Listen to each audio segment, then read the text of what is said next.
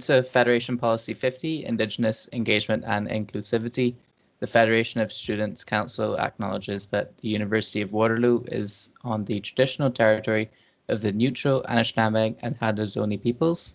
The University of Waterloo is situated on the Halaman Tract, land promised to the Six Nations, which includes 6 miles on each side of the Grand River. Moving to approval of the agenda, be it resolved, Council approve the agenda as presented. Do I hear any objections to this? John, there's just one thing under the report of the Policies and Procedures Committee, adding after the approval of Policy 8, rescinding Policy 1, Secrecy and University Governance, because that was added into Policy 8. Okay. Do you mind if we just do that as an amendment when we get to 4.6.1 then? That's perfect. All right. So I will take the agenda on consensus unless there's any other questions. Approval of the minutes. We have minutes. Thank you for that, Mike. Be it resolved, the Council approves the minutes of the May 10th, 2020, July 12th, and August 4th, 2020 meetings as presented.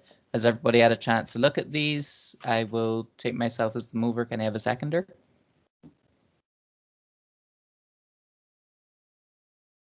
Abby, I see your hand up. I will take Abby as the seconder in that case.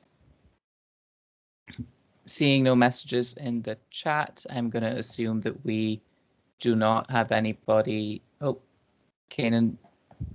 Okay, well, I'm going to take this to a vote. If you object, please let me know in the chat. If you're abstaining, let me know. Mike, please note Kanan's abstention.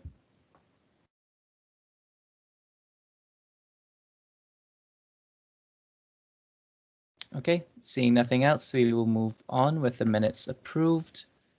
There's nothing for adoption by consent. Moving on to reports. Executive reports, Abby Simpson, please take it away.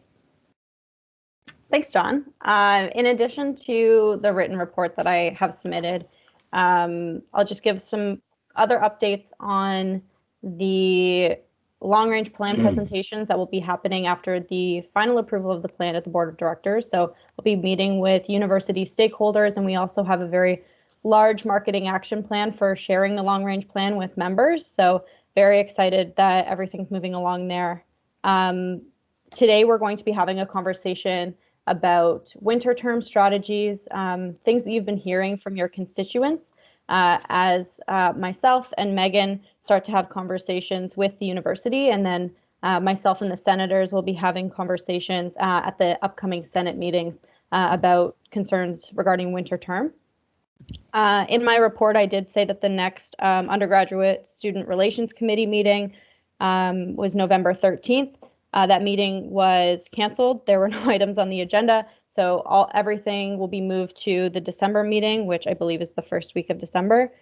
I also wanted to note, just in case there was some confusion, the President's Leadership Awards that were mentioned in my written report are from the previous governing year. Just with COVID, there was a bit of a delay. We wanted to make sure that we could adequately thank those volunteers in lieu of the dinner that normally happens in April. Just for some understanding, they were approved by the previous internal administration committee, just to clear up any confusion there. But on the note of awards, there are WUSA Volunteer Appreciation Awards. Those links to nominations are open. I'll be sending out that information in the follow-up email after this. So if you have any WUSA friends who you think deserve special thanks this term for everything that they've done, please make sure that you nominate them there. And then also on that note, please register for volunteer appreciation. That link will also go out today in the follow-up email. I think that is everything in addition to my report, and I welcome any questions.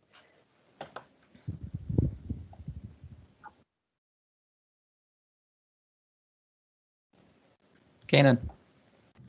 So in the last meeting, you talked about we passed a motion saying we do not like how AHS name change happened without consultation from undergrad students. Could you elaborate more on what came out of it? Because from what I can see, that motion was still approved at the Board of Governors to change the name. Yeah, so what ended up happening, and I'll be writing a article for the website to kind of give more background. There are only 3 undergraduate Board of Governors representatives, so 3 votes opposed to however many people will be voting. It's not like we were going to make a large dent in that final approval. We ended up abstaining because the applied health science faculty and I had a very good conversation about future consultation with students, and I've been working very closely with the departments who are also going through name changes to better consult undergraduate students, and those name changes have been put on hold until further consultation. So with the Faculty of Health name change, it had already been approved at Senate and was going for that final stamp of approval at Board of Governors. So that train had already left the station, but we were able to kind of, I guess, using the train thing again, stall a few more trains from leaving the station until undergraduate students had provided more feedback. So that's a little bit of what came out of that Board of Governors meeting. Thank you. You're welcome, Cannon.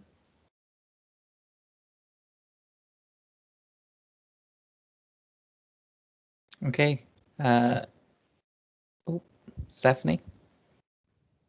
Hi. I was wondering if you could give an update on how the service review is going, at least like from your involvement and your capacity as a president.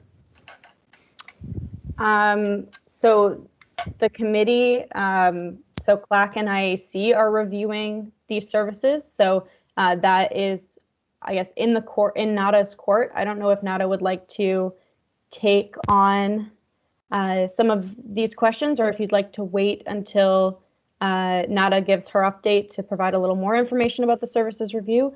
Steph, just let me know which one you'd prefer, and then NADA, please start talking, or wait until your report.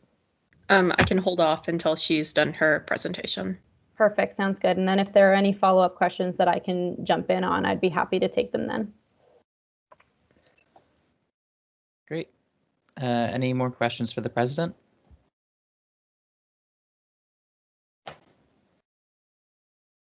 Okay, seeing none, we'll move on to the president's part B, the Student Accessibility Commissioner. Abby, we're going to take this motion now, right? Yes, or are you please. going to are you going to speak to it first? Sure, I'll speak to it. So I had a really great opportunity to interview Vicki, who I believe Vicki is on the call right now, for the Student Accessibility Commissioner role that was approved by Council, I believe, in the September meeting. Vicki was the most qualified candidate and showed a lot of promise for what we hope to get out of this role. The one issue is Vicki is a representative, so not a counselor, but a representative. And based on Procedure 27 commissions, counselors, which I took to be voting members of council, cannot hold commissioner positions. However, as a representative and knowing that she would do a really incredible job in the role, I'm asking council to waive the rule of eligibility outlined in Procedure 27, and Procedure 27 also outlines that I can ask for this to happen and that this can be waived. So just coming here just to cross the T's, dot the I's, and allow Vicki to do the incredible work that she's already started. Okay, can I take you as the mover? Yes, John. All right, can I have a seconder? Oh, Matthew seconds. Excellent. Abby, you've already spoken to this, unless you want to speak again. Matthew?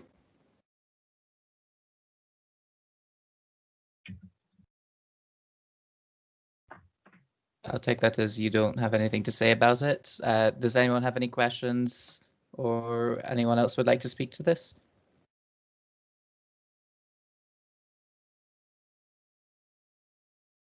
Okay, seeing none, I will take it to a vote. All those opposed or abstaining, please let me know in the chat.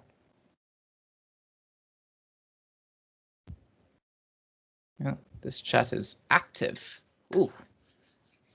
We have a unanimous motion. Excellent. Vicky is waived. Oh, Vicky, you're abstaining. Excellent. Mike, she hasn't asked for it to be noted, but I would ask you to note that for Vicky, please. Motion approved.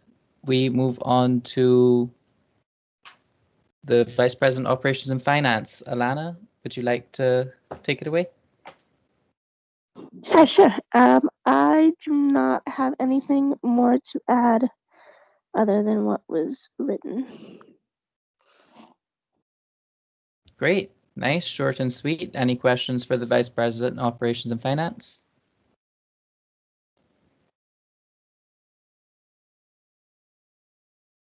Kanan? No, nothing? All right. We will move on to Megan, Vice President Education.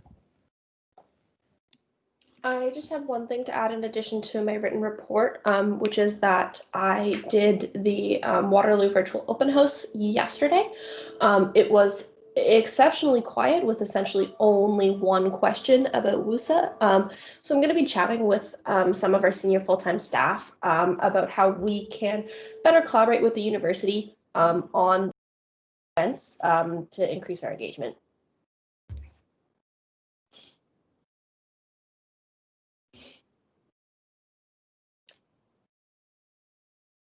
Oh, Kanan, go right ahead. Megan, I was wondering, could I know the Student Safety Committee has only met once from what I can figure out from your report, but have you guys been able to kind of make some points about which area you want to be focusing on? Yeah, so the Student Safety Committee, in our first meeting, a holistic view of what the committee will do. I think that our our mandate was fairly broad. So in our first meeting, what we did was talk about what student safety means on campus. And then we divided into 3 working groups to undertake a little bit of an investigation on what safety supports exist and develop any associated recommendations with respect to specific areas across campus. So we identified a number of key areas, things ranging from workplace to interpersonal safety, physical safety and accessibility on campus, as well as the associated supports. If you would like more details on that, I can certainly provide them. Please send me an email after the council meeting. The next steps for each of our working groups are to develop recommendations and identify gaps. And then after that, we're going to come back together as a committee and see kind of if there are files that we can say, yep, we feel like these supports are adequate, and if there are files where we would like to see more supports and identify those.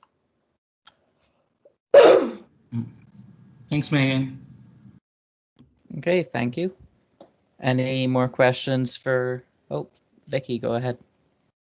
It's not like a question. I just want to say, like, from someone who's helped out also at the virtual house, we found the staff members who did volunteer, we found it very quiet over at Renison. We were hoping for more, so hopefully whenever the next open house, if it's virtual or not, will be more lively and we'll get a lot more questions. I think the person, Lauren, who's the marketing person, felt like maybe we overstaffed because there was just a lot of the staff was not doing, there was hardly any questions for Renison. But that's all I have to say. Yeah, I did see a lot of questions going around about things like admissions and like how campus is operating right now. So I think that students are probably very concerned about certain aspects of the university right now, which is completely understandable. Kanan? You know what? Never mind. I'll just withdraw. All right. Yeah, I was actually doing the open house as well. I was in the student question and answer booth. I'm not sure how the whole thing was running on Accel events, but in my 2 hours of being there, I think the most people we had on the call at the time was 5 students. So I'm not sure, it might just have been quiet for everyone. Any further questions, comments to the Vice President Education? Okay, seeing none. Megan, I see you lighting up. Yeah, no, I was just gonna say, noting that we're about 6 minutes away, I just wanted to check. Mackenzie, were you able to get back on the call? Okay, I will check in with you. I'm good. Oh, you're good. Okay, great. And you don't need permissions to share your screen, so when we go to your special order, you'll be good to share your screen. Okay, thank you. Megan, I actually had them scheduled in at 11:30, but we can do 11 if they're ready then. Yeah, maybe let's finish up the reports of the vice president. Executives, yeah. Yeah, All and right. then move along. Cool. So Nada, Vice President Student Life, over to you now. Greetings, Council. So I'm going to give you an oral update of what I've been working on for the past month, and I'll obviously be following up with a written report included in the email that or Abby or John will send out. So in terms of my updates, really exciting things in the club's world. In terms of how many clubs are active this term, we have about 150 active, which is a really great number, considering that we're fully online. And usually in the fall term, that's kind of the margin where our clubs are active at. And another important update in the club's world, and a lot of you might kind of have already seen it if you're involved in a club or if you're part of IEC, or have been part of IEC, the club's admin system got its first update on November 18th, I believe. So with the new interface, with the new kind of look and easier access, we have easier access for our clubs to submit club applications. We have easier access on the back end from an IEC perspective, where it's now more efficient for IEC as a committee to go over club applications and whatnot. But obviously that's not kind of the end of it. That's not the only update that will be coming out. I myself, Dave, and Rachel, the club's manager, are working on what comes next in terms of what else do students want to see on that, I'm going to call it portal. And so the main idea or the end result is to have everything club related in one place. So we want to integrate, for example, locker stuff into our club's admin system. We want to integrate our event forms into our club's admin system. So I would highly encourage that you keep an eye out on that. I will be preparing a presentation likely in the next council meeting to go over kind of what's been done and what's about to be done. And hopefully by that time, we would have a clearer image of what the next update is going to include in terms of new features. So that's the club's world. Services, our coordinator applications are actually going to be closing tonight. So if you know of any individuals who are interested in being a service coordinator, please let them know that our applications are closing tonight. And the difference is this application round is that coordinators are going to be paid. So that's also a really big thing.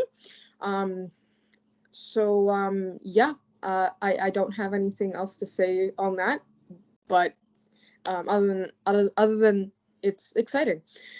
On the special events side, we continue to offer online virtual events to our students. I think the latest biggest one was our WUSA Got Talent, the second WUSA Got Talent iteration on Instagram. So we're really happy about that. We've had a lot of people show up to that, and we're also still looking into how we can host those events on things that aren't necessarily social media based, just so we can accommodate for all of our students. So that's still a conversation that is with the campus life department. And once I get an update on that, I will definitely let all of you know.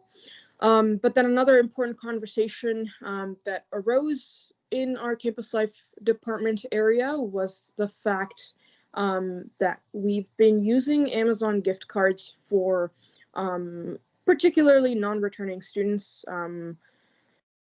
during our volunteer appreciation. So we're looking to move away from that, given the concerns around Amazon as a corporation. That's been raised by our own campus life department members and some students.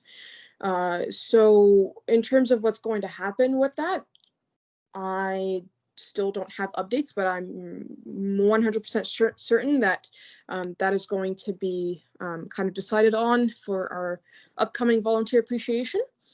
So yeah, keep an eye out on that. If there are any updates, I will make sure to bring them back to council.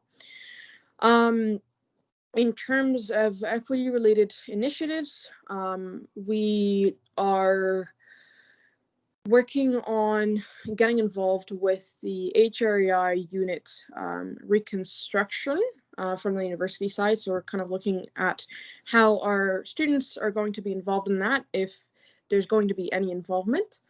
The equity fund, we're constantly talking to the equity office about that, as well as some university partners, but it's still underway.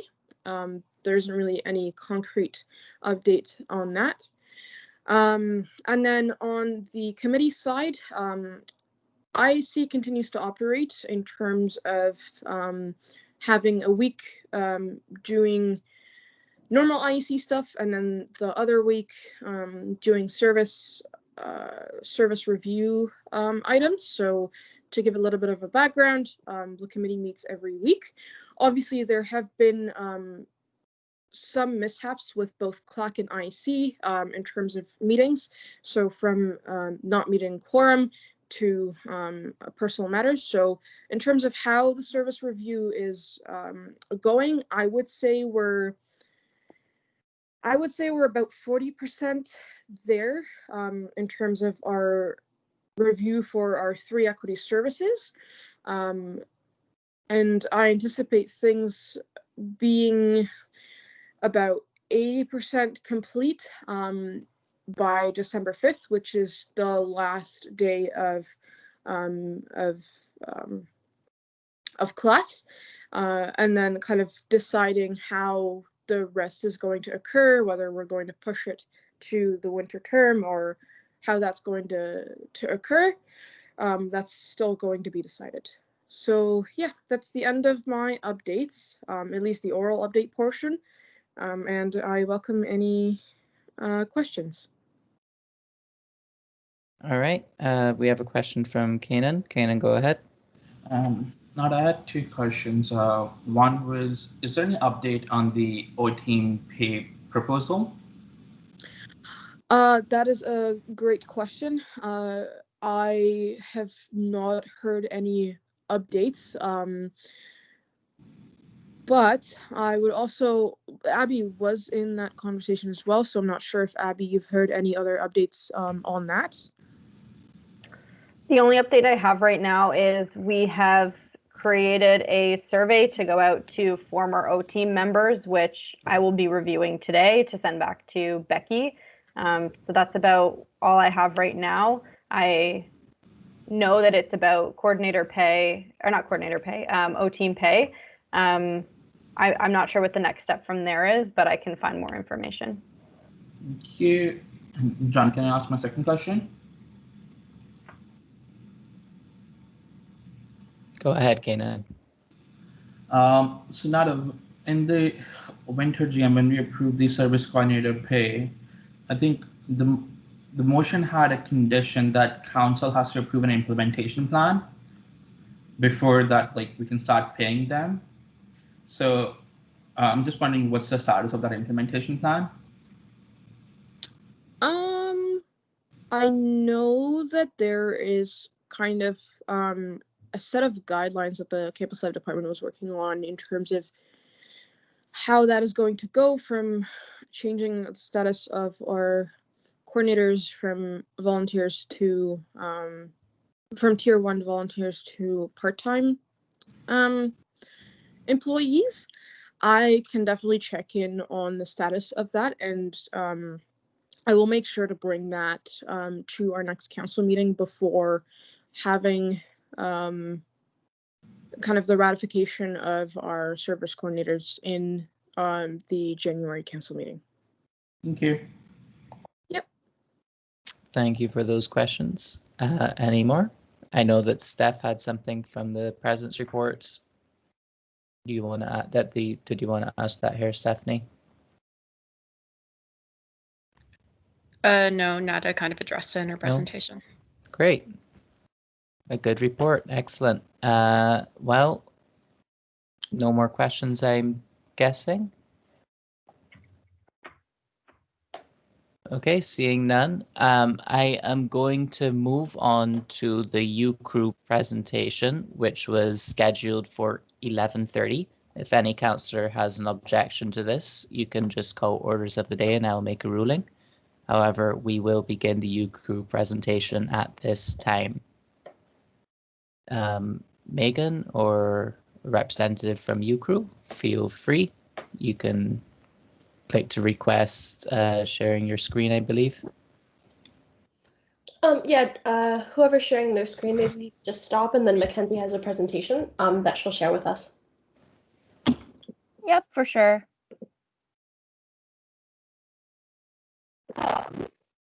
Apologize, I am not very familiar with Teams, but I think I'm sharing my screen, but I might not be, and if I can't figure it out, I shared it with Megan, who might be able to share it on my behalf. Mackenzie? Yes. I don't know, can someone else confirm that Mackenzie's breaking up a lot? I can confirm. Her voice is really distorted for me. Yeah. Mackenzie, on the... How about now? Oh.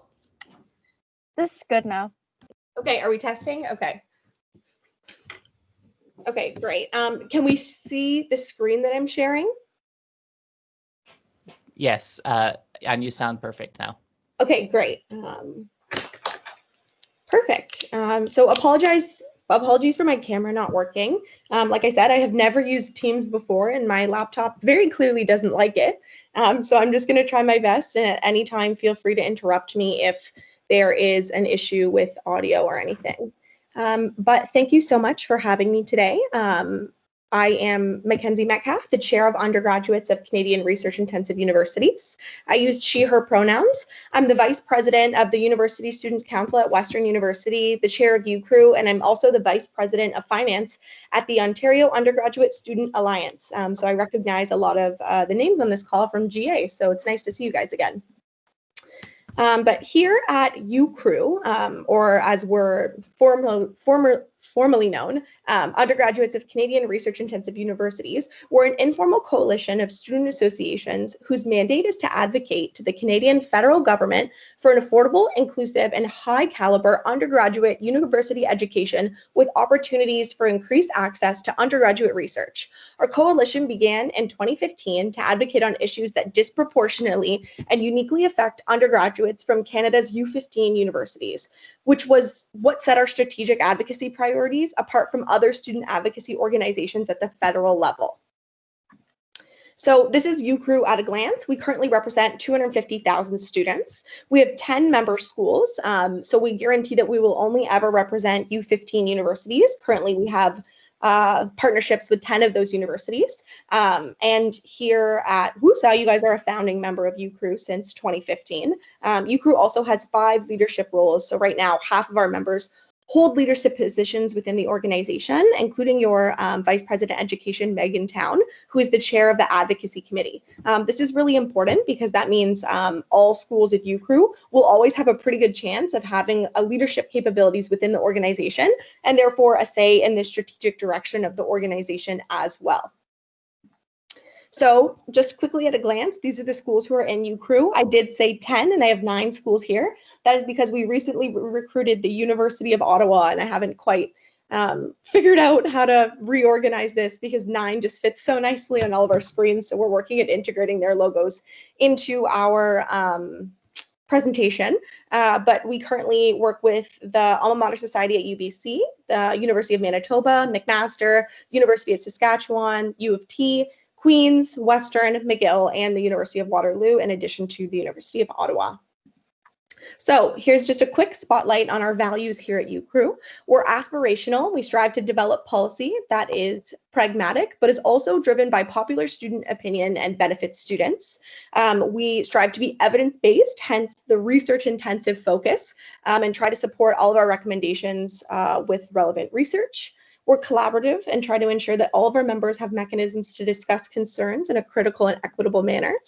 We're also focused and we advocate on only policies that impact the undergraduate student experience. UCRU also strives to be nonpartisan. We are committed to working with whatever political party is in power to benefit students across Canada, as well as we strive to be equitable. So we strive to include an indigenization lens and a broader lens of equity in the development of our policies, and we try to advocate for equitable treatment of all undergraduates in Canada. So one of the values that UCRU also holds pretty closely to its heart is easy in, easy out. Right now, UCRU is currently an informal coalition of schools. Each of these 10 member schools participates in our weekly UCRU activities because they wish to. They have no formal agreements with UCRU as an entity. And as we move into becoming a more formalized not-for-profit corporation, we really want to hold these values same. Joining UCRU is simple, leaving UCRU is simple, and everybody who is in UCRU is there because they explicitly want to be. So here's a little bit about how UCRU does our advocacy. So we're actually currently planning a lobby week starting November 23rd, ending November 27th, where your president and vice president education will be working with 10 other student unions to lobby for our I guess, federal advocacy asks this year. This is a photo of us last year at our federal advocacy conference with NDP leader Jagmeet Singh. Unfortunately, we will not get great photo ops like this again because we are doing our advocacy week online, but we're very excited. We currently have, I believe, 10 to 12 meetings, which is pretty good the week out. Or no, sorry, a couple weeks out. Usually MPs organize their schedules very last minute, and the Friday before we get 30 meetings. So we're very excited with how that is currently going. We're also working on a nationwide campaign. So you might have seen on the WUSA social media, we have our current campaign Debt-Free Degree, which I will go into later. We have in-person meetings with politicians, which have currently translated into online meetings with politicians. Last week, me, Megan, and the vice chair of UCRU, Kristen from Manitoba, actually met with Mona Fortier, the Associate Minister of Finance, and we were able to highlight some of our student financial aid asks.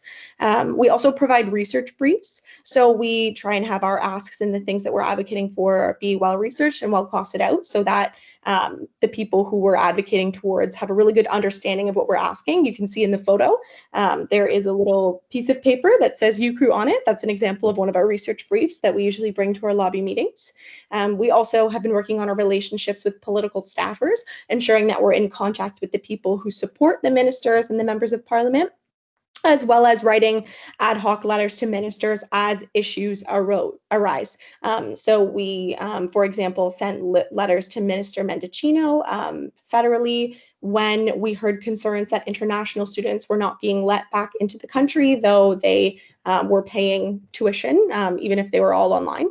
So we tried to work with that office to ensure that international students were allowed back in the country, though we were not as successful as quickly as we would have liked. We're happy to say that international students are now able to make plans with their institution, and as long as the government approves that, they are able to come back in the country, even if they're all online. So this is just a little bit of an example of how UCRU does some of its advocacy. So just quickly, I'll go through a timeline of what a year looks like at UCRU.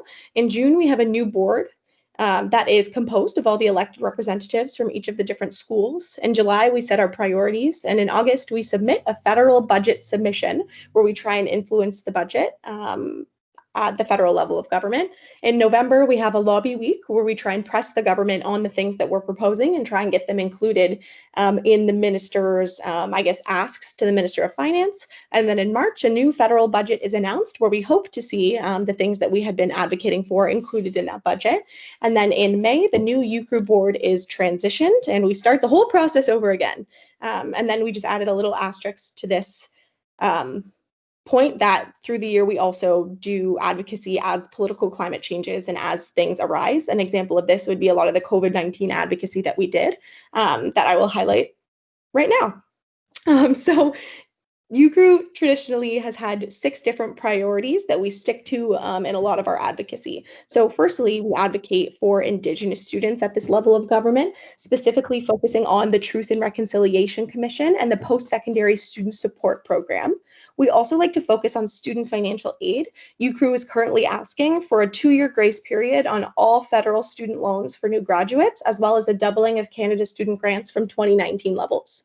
We also focus on advocacy for international students. Right now, we're asking for them to be included in Canada Summer Jobs and the Youth Employment and Skills Strategy to ensure that they have access to similar work integrated learning opportunities as domestic students. And we also, like I mentioned before, did a lot of advocacy around COVID-19, asking the federal government to include international students in the CESB, which was unfortunately unsuccessful, but we did raise those concerns to the Minister of Finance at the federal level. We also focus on undergraduate research, as we do have a U15 focus of our organization. So we usually work with the NSERC Council to expand research opportunities for arts and social sciences students. We did a lot of COVID-19 advocacy. So we were actually the first federal organization to put out a survey to garner student feedback about how students were being impacted from COVID-19. And we were really excited with the results of those surveys because they almost identically matched the results of the Stats Canada survey. So we were really excited at the data we were able to produce and highlight to the federal level of government in what eventually became the Student Emergency Response Benefit. And then we also focus on work integrated learning generally for all students, including international students, focusing on the youth employment strategy, and like I said, Canada Summer Jobs. So UCRU has a couple areas of growth that we're hoping to tackle this year. Firstly, lobbying outside of budget cycles is something we've really been working on and is really important in the context of COVID-19, because as we all know, everything is constantly changing. We're also working on recruiting other U15 schools. We recruited the University of Ottawa earlier this month, which is a great success for our organization. We're also working on formalizing UCRU, coming up with bylaws and becoming an official not-for-profit corporation. And we're also increasing our online presence. So I'm going to expand a little bit on the last 2 points in the next slide. So currently, UCRU is running a campaign on all of our campuses called Debt-Free Degree, where we're highlighting the debt that students often acquire in order to reach an undergraduate degree and what that kind of means for different students. So up here on the top, you can kind of see we have highlighted what your university campus looks like right now and what it would look like if there was no student financial aid accessible to any students, and how student financial aid is really important for access to post-secondary education. We're also highlighting how the average student graduates with $28,000 worth of debt, and $28,000 is a lot of money. You can buy 9 million cups of coffee, 28,000 boxes of mac and cheese, And we have a couple other ways where we try and really demonstrate that money to students. But what I'm going to ask you all to do, if that's okay, and I'll put the link in the chat later, is our actionable for this campaign is we're trying to write letters to the Minister of Finance, the Prime Minister, and as well as a couple other ministers, specifically from each university campus. So if you guys are interested in participating in our campaign, we would love for you to share why student financial aid is important to you and your constituents. And then what we're going to do is put that information that you share with us on the back of a postcard that is going to be the back of your university campus, and share it with those involved parties. So I'll send that link in the chat. And then a second spotlight is our formalization. So we've been working really, really hard with all of our member schools this year to create a copy of our bylaws that each member school kind of agrees on at the executive level. So we've been working all summer to ensure that we agree on these bylaws and have kind of achieved consensus on them, which we are very excited about. UCRU has also hired lawyers currently to make sure that we're following the Not-for-Profit Corporations Act and that we're not breaking any rules in the bylaws that we create, because I can confidently say I am not a lawyer, and would love to have that double checked by somebody that does understand the law. And then the next step is another round of consultation from our university campuses, and then having the bylaws go to each individual council so that they can give us their feedback and hopefully accept the terms of bylaws for UCRU. So how much does it all cost? This is a really important question in advocacy and lobbying, as well as student advocacy. So UCRU does not currently charge a fee for its advocacy work, but intends to work towards one in the future. So right now, all of our federal campaigns, our lobby weeks, do not cost the students any fee. Each individual student union participates on their own accord and absorbs costs as they do come. So UCRU does have some costs associated with hosting a website and, like I said, hiring a lawyer, but we split those costs evenly between all of the student unions involved, and the entity of UCRU itself does not really have any funds or anything. And we've really identified this as a gap for our organization. So one of the reasons that we're trying to work toward a fee currently is because UCRU lacks a lot of institutional memory. We don't have any full-time staff, and the effectiveness of the organization really depends on, I guess, kind of how that given board operates from year to year. So we've identified institutional memory as a gap and as one of the reasons why our organization has had some inconsistencies, and the board has kind of come to the opinion that a fee and hiring full-time staff would really solve this. And then again, a full-time staff assistant helps with things like planning our lobby week and writing all of our briefs. Right now, that is done by me, Megan, and the vice president at the University of Manitoba. We've been working really hard on creating the briefs for lobby week, but it does take a considerable amount of time.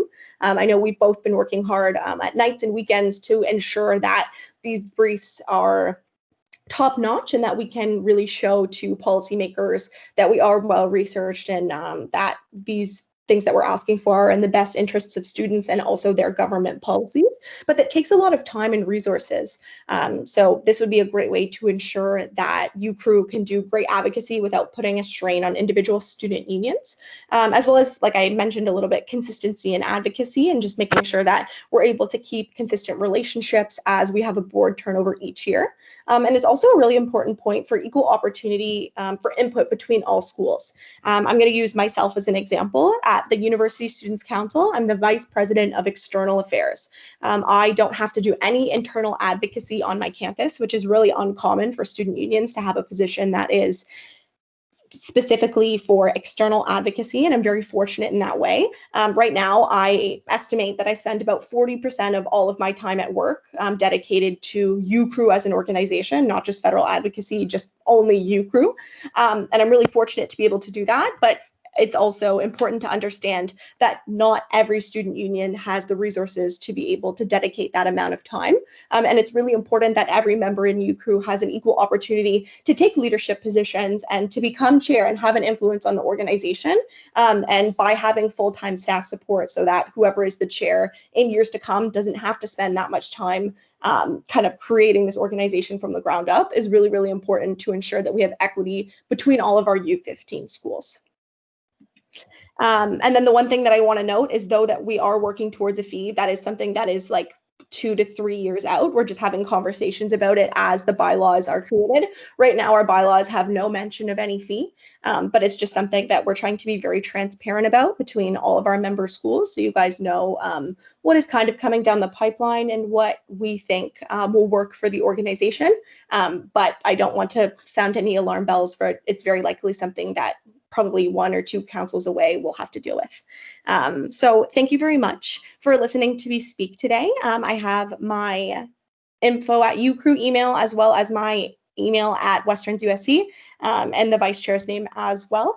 So I can now open up the floor to any questions. I don't know if we'll have to have a motion for that, but thank you so much for listening to me speak today, and I'd be more than happy to share any questions if there is any. Thank you, Mackenzie. I'll just let anybody with questions go ahead and ask. Mackenzie, you can answer them as they arise. And Stephanie, go ahead. So for the U15 schools who aren't currently a member of UCRU, I was wondering what the reasoning, I guess, they provided was for not joining the organization. Yeah, thank you for your question. So right now, a lot of the other U15 schools are just involved in other federal advocacy organizations. There are a couple at the federal level, and I guess the other 10 have kind of acknowledged that those federal advocacy organizations haven't been working for them over the past however many years, and UCRU was actually created out of that need for a new organization. So right now, technically, those members could show up to any of our board meetings and are more than willing, and we're more than willing to collaborate with them. However, it is something that we're like working towards in the next couple of years, ensuring that we have consistent communication with those other 5 student unions.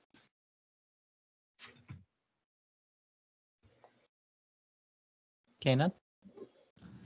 So you mentioned that UCRU doesn't really have any budget on its own. So how are you able to afford the lawyers? Or like, where's that money coming from? Yeah, thank you for your question. So we got a quote from the lawyers and just divided it by the 9 schools who were in UCRU at the time. And obviously, with the consent of those schools, they all indicated that they were interested in financially contributing.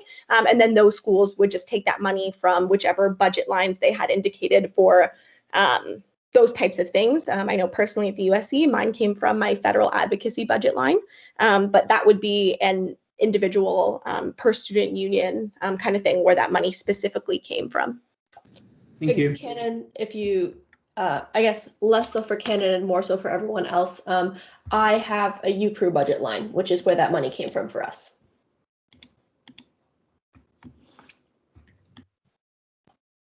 All right, thank you. Any further questions? Someone's hand is up. It's somewhere in the plus 23. So if, Jackson, go ahead. Yeah, I was just wondering, how are the roles decided upon, like every May? Is it a vote or? Yeah, so we have currently 5 leadership positions at UCRU, and all of the leadership positions, except for the social media manager, were elected. So first we had elections for chair and vice chair, which happened at the same time, which had about 2 weeks of campaign time, as well as after that, we had elections for the chair of the advocacy committee and the chair of the governance committee. And so the people who are eligible to vote in that election are just each student union gets 1 vote as to who they wish to be the chair, the vice chair, or the chair of the advocacy or governance committee. And then because the social media manager was a little bit more skills based, we had that position, which was hired. So we have a board member who is currently doing, I guess, that work as well. Okay, All right, thank you. Thank you. Brian? Hey, I was doing some background research and I found that ucru.ca is down. Is that is it undergoing something scheduled, or is that something that we should be looking at? Yeah, thank you for bringing that to my attention. When I search the website up really quick, it comes up. So I'm not sure how it is down. I would just ask if you'd be able to send me a screenshot of that, if that's okay. I can flag that to my IT team here at Western's USC, who currently kind of deals with the logistics of the website. Okay. I think it gets a timeout. And my connection is fairly stable right now. I'm still calling. Brian, quick question. Yeah. What country are you calling from right now? Canada. Oh, so that shouldn't make a difference. Yeah. So Yeah, I don't know. I just searched it quickly and it came up. So if you would be able to, oh, we have 2 that it's out for. That's really interesting. And it's just ucru.ca. Yeah. The result, the snippet from the Google search actually came up properly, but the problem was when I clicked into it. Cool. So this isn't really something Mackenzie can fix right now or answer the question. So thank you for that email, Mackenzie. If everybody who has issues with the site, just send them an email there. I'm sure they'll take care of it. I'd like to stick questions Mackenzie can really answer though, but thank you for bringing that to their attention. All right, any questions that Mackenzie can answer?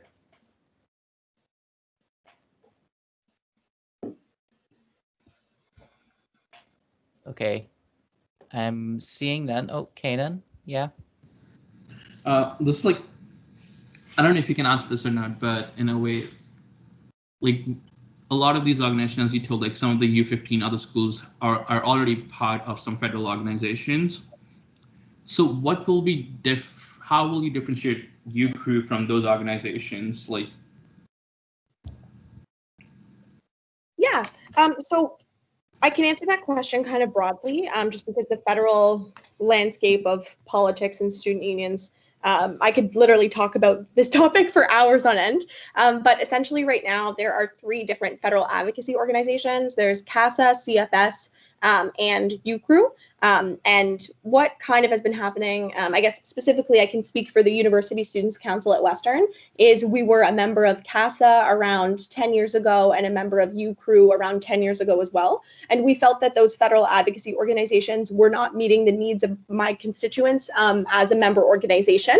We were paying a lot of money, around $3.50 per student, and not seeing a lot of advocacy on behalf of our students. CASA represents undergraduates, graduates, and college students, as well as just not having, I guess, as much of a say as we would have liked to in the organization. And there was not as much of an emphasis on the students that we specifically represented, which was undergraduate students. So the University Students' Council, along with, I believe the WUSA left at the exact same time, left CASA just because the organization wasn't meeting our needs. And so we created essentially what was an ad hoc lobby week called ADVOCAN in 2015, because we still recognized the importance of our collective voice on behalf of students in Ontario. And that eventually expanded into 10 of the other U15 schools, realizing that that was a common thread that kind of organized all of us together. We decided that was our kind of like reason for being and what we were going to use for our organization, because it let us advocate a little bit more for research opportunities, which was something that we were kind of all hoping from our advocacy. And so that is why UCRU was kind of born. There are, like I said, still a couple other organizations or a couple other of the U15 schools who are still involved in those other organizations. And I guess that's really truly an institutional decision. I can only speak for the USC and the schools who are in UCRU in that the other organizations weren't meeting our needs. So over the past 5 years, we've been working to build up an organization that has, and I can say that personally, I'm really proud of a lot of the growth that UCRU has had over the past 5 years. And also specifically this year, we also talk with CASA a lot and try and have open lines of communication and share information as it becomes available. We understand that we're both fighting for the same thing, which is a better undergraduate, graduate experience for students across Canada. However, we just enjoy that we have more of a say over what we advocate towards and the policy decisions that we're really working towards. thank you.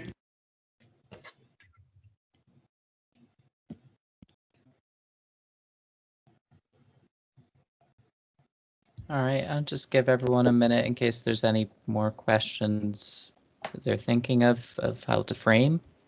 Yeah, quickly, I just wanted to thank you guys for having me speak today. I really appreciate your time here at your council meeting. And I would just ask that you all participate in our debt-free degree campaign if you do have a second. It should take not even a minute to fill out the form and let us know why student financial aid is important to you and your constituents.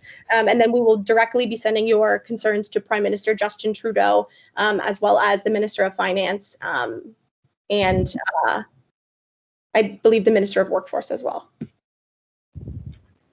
Yeah, it doesn't look like we're having any more questions, but thank you so much for coming in, Mackenzie. I'll ask Abby to send the link to that form out in her follow-up email that she sends every council meeting. On my list. Thanks, John. Thank you, Abby. All right, so Mackenzie, thank you again so much. Megan, do you have anything to wrap up? I don't think so. Maybe, Mackenzie, if we could ask you to depart, and thank you very much for coming on this lovely Sunday morning. And then if council has any other questions for me, I'd be happy to take them. Perfect. Thank you. Have a great day, guys. All right, thank you again. Are there any questions directed to Megan for this?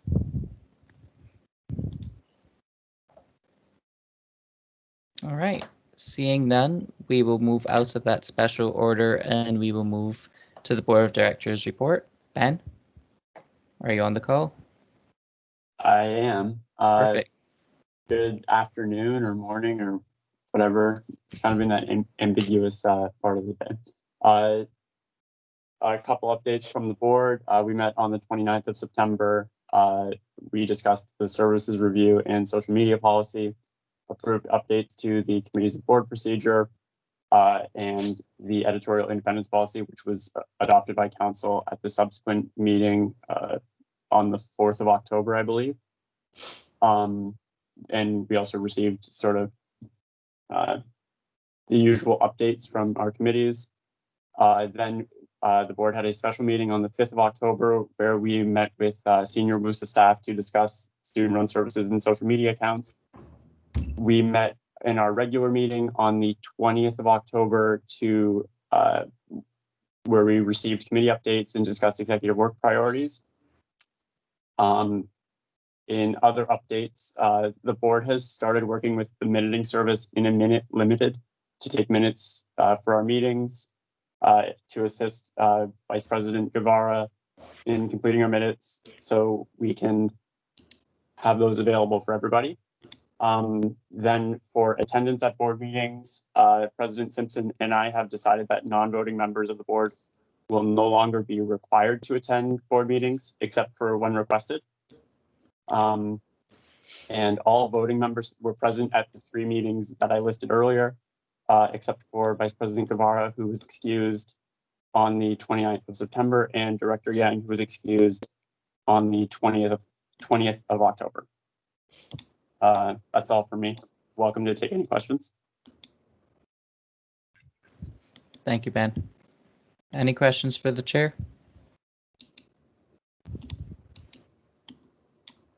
All right, seeing none, thank you for your report, Ben. We'll move to representative reports. Firstly, anyone from the Applied Health Sciences Caucus? Do you have a report? Hi, this is Marie from the Applied Health Sciences Caucus, or I should say the Almost Health Caucus. Currently, we are dealing with the repercussions of the imminent name change, so getting a lot of student feedback as well as working with multiple staff members from the Applied Health Sciences faculty to, again, gauge student feedback on the imminent name change. Eamon, do you have anything to add? Yeah, this is Eamon, the other counselor. I just want to add that we had a conversation, like Abby mentioned earlier on, with the faculty about student consultations, and I'm working directly with the faculty right now to do that for the department name changes, as well as the AHSUM name change is also in the process of doing a lot of student consultations. So that's a really exciting point that I think council pushed for, and just wanted to report that that's happening. Okay, thank you both. Anyone else from the AHS caucus would like to speak before we have an unknown user with a question? I see Jewel in the chat, John. Interesting. All right. Jewel / unknown user to me. Go ahead with your question. Hi, I'm Jewel. I am the awesome president for this year.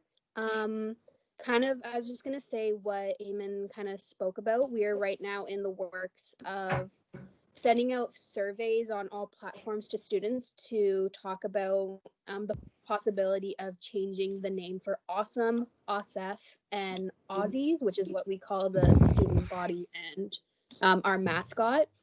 It is to my knowledge that we are not changing the mascot. However, it will be up for consideration if the name will be changing. So we will be sending out surveys and over this week and hopefully get some student feedback, because we know how important that was after having the lack of student voices being heard with the faculty change. So we're taking that very seriously this time around and making sure that whatever students have opinions on, we are listening to completely. All right, thank you for that. Any further questions? Stephanie. Hi, I was wondering if Awesome, or I guess if any of you are aware of like AHS's like O week, whether or not there were like any like swag items or supplies or whatnot that have like the old AHS logo that you'll need to get rid of or replace or whatnot, and like how big of a problem is that going to be for you guys? I can speak to the faculty side. I believe they're getting rid of all of the inventory by putting it on sale on the UW store, which I don't think is like a big problem, but they are working on getting new stuff. Although it's not going to be like an immediate thing because the name change doesn't like fully come into play until next September. So it's like it's just starting up right now.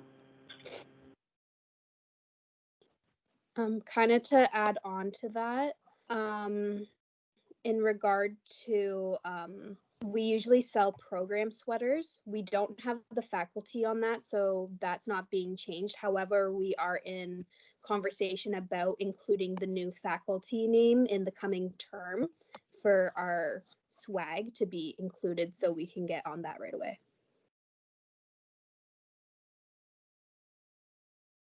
Okay, thank you. Is there anything else for AHS?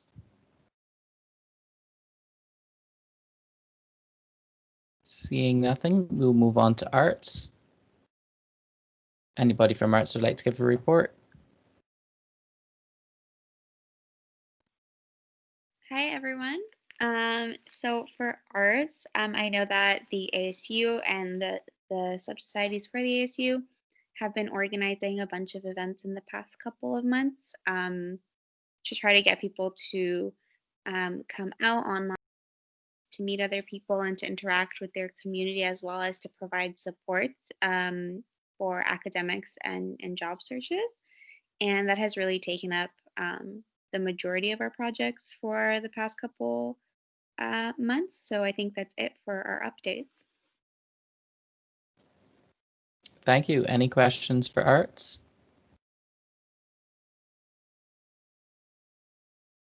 Okay, seeing nothing, we can move to engineering.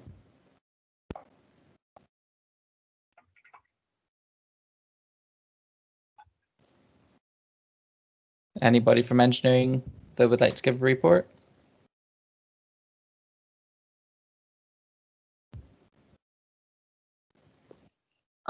Hi, I'm Evelyn. I can talk about engineering, I guess. There's not really too much happening on our side of things. We do have a council meeting coming up this Wednesday. But other than that, things have been pretty smooth sailing, I guess, in the engineering side of things. So yeah, not much of an update for us. Okay, thank you, Evelyn. Seeing no questions, I will move to Environment. Environment Caucus.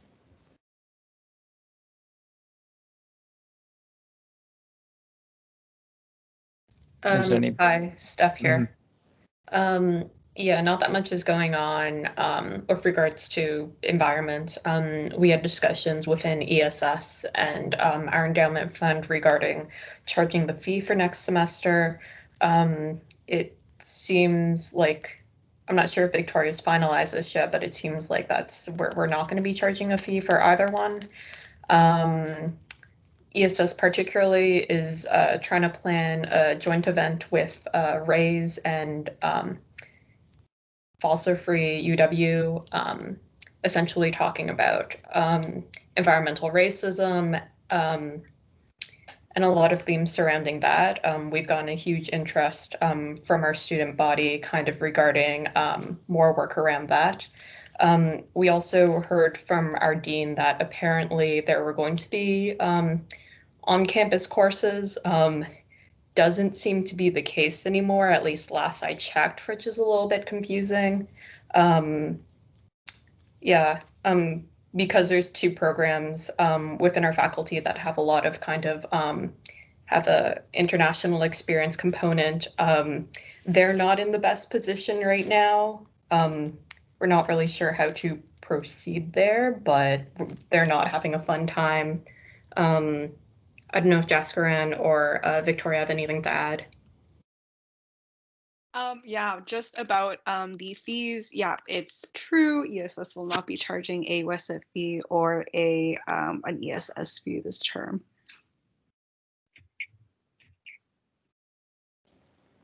Okay, thank you for that, Stephanie and Victoria. Any questions for Environment Caucus?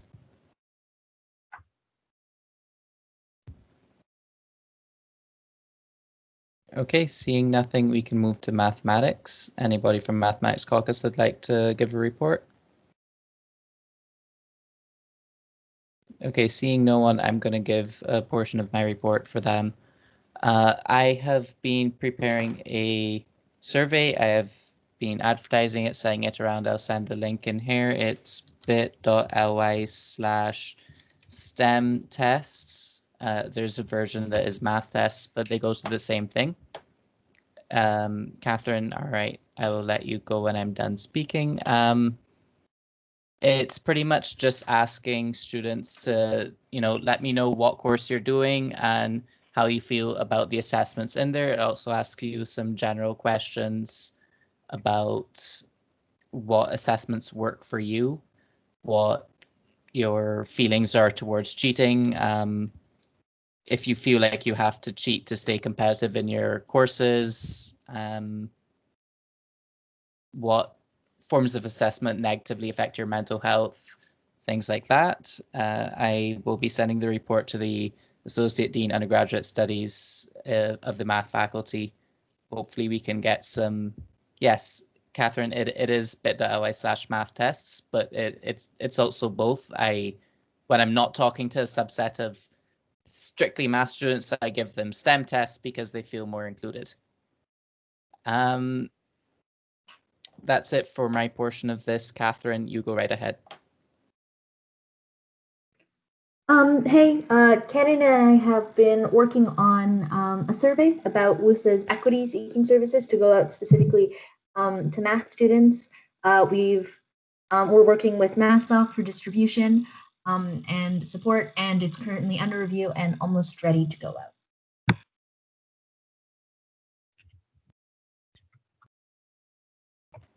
Okay, thank you, Catherine. Anybody else that has a report?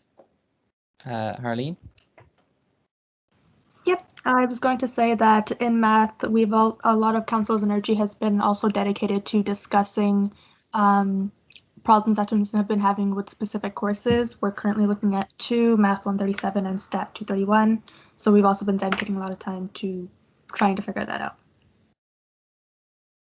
Okay, I see a question for Math Caucus. Are there any more reports from persons in mathematics before we move to questions? Okay, seeing no one else from Math answering. Nada, go ahead with your question. The question was to Catherine about the survey about the equity seeking services. Can you elaborate more on that? Yeah, of course. It is a fairly short survey. It is mostly for collecting sort of constituent opinions. It is open to everybody, but we have at the beginning them specify what faculty they're in. And the idea is we want to gather some insight into how many people use these services, whether they fall into the category of who the services are supposed to serve, and why or why not they use them, as well as if they, from an external perspective, think that the services are fulfilling their mandate and how they feel about the fee. And it's just getting an idea of what perspectives we should be bringing into council when representing math students. Okay, I have a follow-up to that, which is, why wasn't this communicated with either CLAC and IEC when we have a service review in effect that is being overseen by myself and the president? My understanding is that for the survey, we're in communication with Abby and Megan, I believe. I've mostly been building it, and Kenan's been organizing around that. And the difference that we see is, IAC and CLAC are mostly internal reviews. They're going through these documents. This is just collecting constituent perspectives on who's using it, and we hope that we can use this to bring into council and help inform the reviews. Yep, I understand that. That's amazing. At the same time, that was still a plan of CLAC in particular to assess user experience. So we were already going to do that, and there was plans, as in a prioritized survey that was going to go out of WUSA. So could I please request that the Math Caucus connect with myself and Abby on that? John, can I answer that? Just a second. I'm going to jump in and say that I think this survey is more getting a mandate for the Math Caucus because of the number of responses we received with all the business back at the end of summer. So this is more of we want to be able to get a mandate to support services, even though that we receive a lot of varying feedback. We want to consult our constituents and actually get more information on that, more as a consultation rather than a broad-reaching survey to the entire student population. Kanan, I'll take your note and then Nada's response. Nada, so this, as Catherine said, we were in discussion with Abby and Megan about this, and we finalized the survey yesterday, I believe. So I sent it to Abby and Megan. So they should be able to look at the draft survey and give any feedback that they have. And the reason, we already had a meeting with Abby and Megan, sometime, I think, beginning of fall about the survey. And the reason we were doing this is because there were two sides of the conversation. One is fees should be optional, one is fees should be mandatory, but we didn't have a single consensus on it, how many proportion of people want X and how many proportion of people want Y. So this was just a way for us to figure out what people want, and then we actually have data to back up any of the motions or votes that we vote on, that we did consult our constituents, and then people can say you're not listening to our side and we're in the majority. Then we can actually show them the data, say the majority wants this. Nada, go ahead. Yep, I understand that. At the same time, Catherine did point out that as part of that survey, you were asking people which faculty they're from. So to my understanding, it's not only directed to your math faculty constituents. And if we are doing a review of the services and have plans for service to go out, I don't want that to be duplicated. So again, no matter what the misunderstanding is here, it's fine. I would just like to have a meeting with the Math Caucus with myself and Abby to kind of discuss what we can make out of this. And maybe this was a step in the right direction. It was just not communicated to me as the person who is continuously operating that under CLAC and IAC. So no matter what the misunderstanding here, it's fine. I just would like to have a meeting with the Math Caucus. Great. I'm sure we can get that organized. I'll also note that my survey that is math tests also asks what faculty you're from, because it is targeted to math students, but there's actually no way to restrict to ask what faculty you're to restrict something to say only math students can answer, you know. Anyway, Catherine, go ahead. Yeah, it was just what you said there, John. It asks what faculty you're in because we want to make sure that we are focusing on the math responses, because we are putting the survey out as Math Caucus specifically. Nada, I was also wondering when the survey from WUSA is expected to go out, and is it contingent on progress of the service reviews? So that is contingent on the progress that is being made by both committees. And I did communicate that as a priority with our marketing team. But since the information that I've learned today, I would still like to have a meeting with the Math Caucus to see what we can do and how to move forward. Okay, yeah, of course. Like John said, I'm sure we can set up a meeting. At that meeting, I also would like to bring up concerns about the services review that I've been trying to figure out how best to approach, but I'll keep with you on that later. Great. Yeah, I'm sure we can get that meeting set up. Any further questions for the Math Caucus?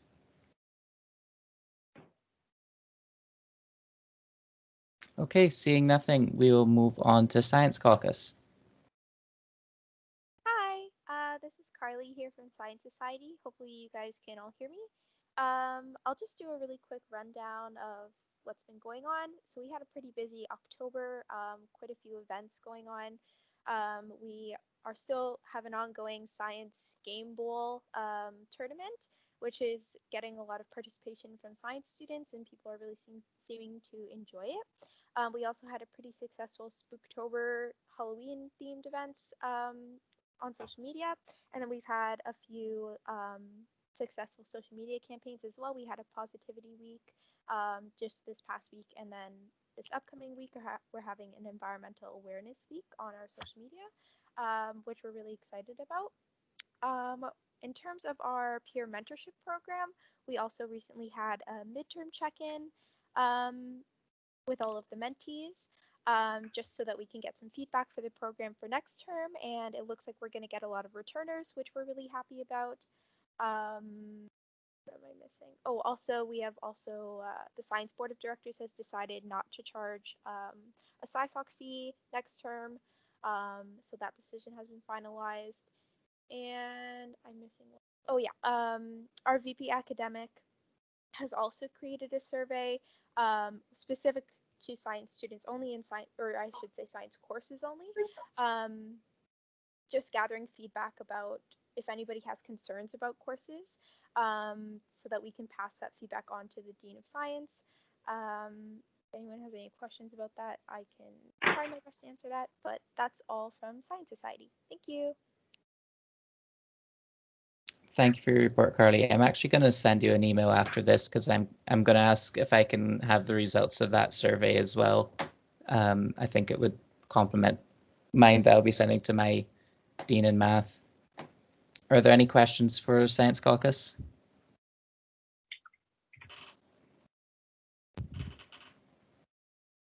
Okay, seeing nothing further, we can go to Cambridge. Hi, this is Jason from Cambridge campus. Not much to update, but this week or this month, we've been working on our funding proposals for our clubs, and we did fund 3 clubs this month. We did submit our WEEF proposal, and we just hosted a few events to help with mental health and to relax students, such as our Halloween movie night and the We Are Not Strangers board game night. And the Music Eddies library, so the library at the School of Architecture, they came out with a survey to ask students how they're able to virtually access the resources available. And that's all I have to update. Okay, thank you. Any questions for Cambridge? Okay, we can move to Kitchener. Hi, everyone. I don't have anything to report on at this time. Okay, thank you. Any questions for Kitchener? Seeing none, Stratford? John, I believe the Stratford rep is not attending today. And their update is they're reaching out with students and professors to get a better understanding of how the first online semester was and what can be improved for winter term. Their next step is to get in contact with professors to discuss these improvements and how it can be used to set expectations for next term. Great, thank you. St. Jerome's. Currently, we're working on Chanel, you're a bit quiet. Could you try speaking closer into your mic?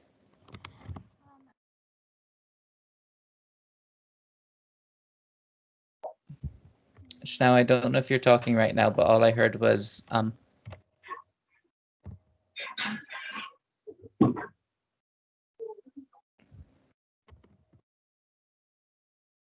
Chanel, just try typing into the chat to confirm that you are trying to speak, and we can try and get that sorted.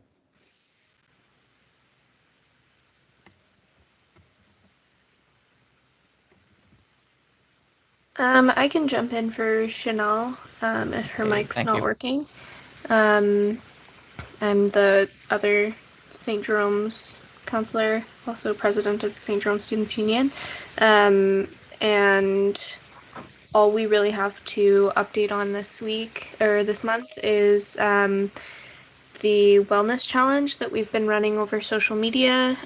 It's been getting really great engagement from our community, and we've been putting out different challenges every week for the community to engage in their physical, mental, emotional, and spiritual well-being. And yeah, it's been getting really great uptake, and we plan to continue that until the end of this term. Thank you. Any questions? All right, seeing nothing, we can move to Renison. Hi, sorry. So, Ren, I didn't manage to attend the last RASC meeting because I had an appointment, but I did get the minutes. So, RASC is planning on taking on the WUSA SOC, the food bank challenge, and also there's going to be a survey going out about online learning to all of the Renison students to see, I guess, how they're providing online classes, if there's any challenges, to just get feedback on how the what fall term is being ran, and see how we can improve for winter term. Okay, thank you. Any questions for Renison?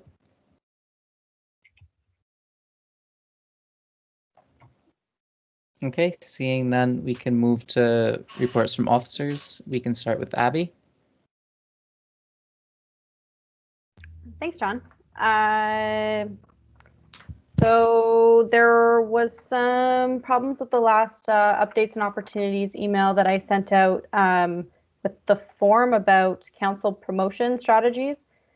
So I'm getting that fixed by IT, and I will send it out again once that's ready to go. But just a reminder, since the fall term, since the spring term, I've been talking a lot about council engagement and how we want to be doing more promotion. So you may see revamped Facebook events and also some promotion on Instagram and Twitter. So hopefully those are going well, but we want to make those stories more personal. So we're trying to get some feedback and information from you. So please fill out that form once we have it. And I guess the only other thing that I have to say is I have a few items to send out in the follow-up email, especially items arising from this meeting. So please make sure that you're checking your email. And if you are not on the council mailing list yet, please email John and I so we can make sure that you're on there. I think that's it. All right, thank you, Abby. Are there any questions for the speaker?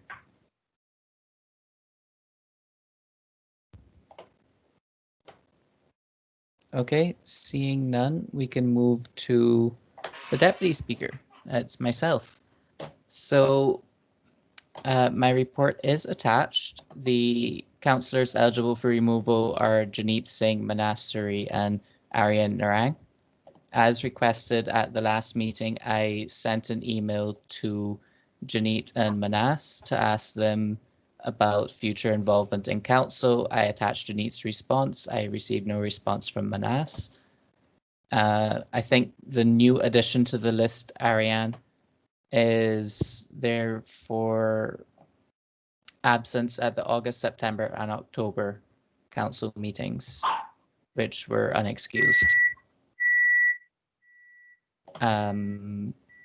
Unless there are any motions at this time, I will move on. Stephanie. Yeah, can I motion that you send an email to the new person who was added onto the list, just to check in to see what's going on there. Probably you can ask them right now. They should be in attendance. Oh, okay. Arian, are you in attendance right now?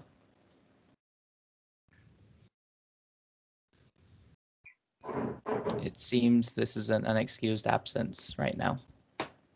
I can send him an email. Yes. And then can I also motion for the individual who did not get back to us to remove them from council? Okay, so that would be Manasuri.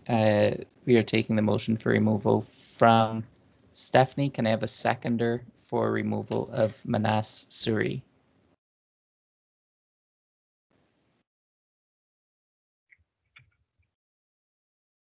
Is there a seconder for this motion?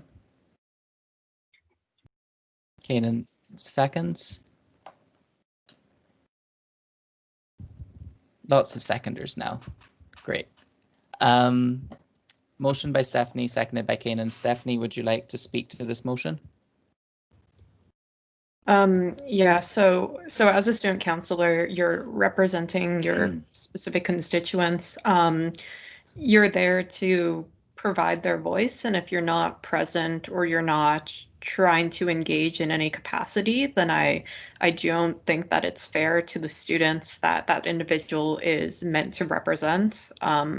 This isn't something uncommon, and it happens all the time. People will, think they have time to get involved in council, or it's just not what they planned for it to be. And I think we have to give other people opportunities to do that role, especially if a person, after some follow-up emails where we attempt to touch base with them if they haven't replied.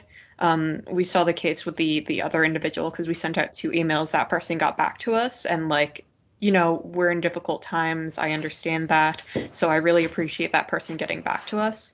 But if we're just hearing nothing from this individual, you know, I don't think it's fair to the students they represent or to us as counselors, because we want to hear their voice and their perspectives in order to make better decisions. Thank you, Stephanie. Kanan? Stephanie covered it well, so no. All right. There we go. Add myself to the list. And after this, I'll be motioning to remove Ariane Narang because at this point they would have been absent for more meetings than present, unexcused. And I received no response to the warning email that I sent them. Megan. Sorry, I was just going to ask if the warning email had been sent, but if you sent them the email informing them that they were eligible for removal at this council meeting, then I have no further comments. Yeah, that'll be in a separate motion, though. I'd like to get this one and then not hurt the chances of one removal over the other. Any further questions on this before we bring it to a vote? All right. Before bringing this to a vote, Abby, these need to be done by secret ballot, I believe. I can throw together a Microsoft form. That would be great. Thank you. So can you throw together 2 at the same time? And I will entertain discussion on the removal of Ariane Narang while you are getting that set up. Is Matt Garrett still on the call? Matt is always on the call. Hi, no, I'm not, but today I am. Matt, can you help me make another Microsoft form? Microsoft form? Or what is it? What are we doing? Google Forms? Do you want a Microsoft form or a Google Forms, John, for the secret ballot? You can, with the Microsoft form, you can require people log in, so you authenticate them, and then you can not record names. So I would recommend doing that. Okay, I can just do both of them. Just wasn't sure. I will make a form. All right, so at this time, is there any discussion on the removal of Ariane Narang also? Since I'm motioning it, I will say that they were absent for the last 3 meetings. They are absent at this meeting.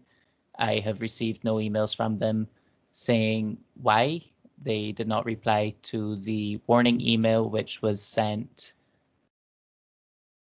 on the 15th of last month.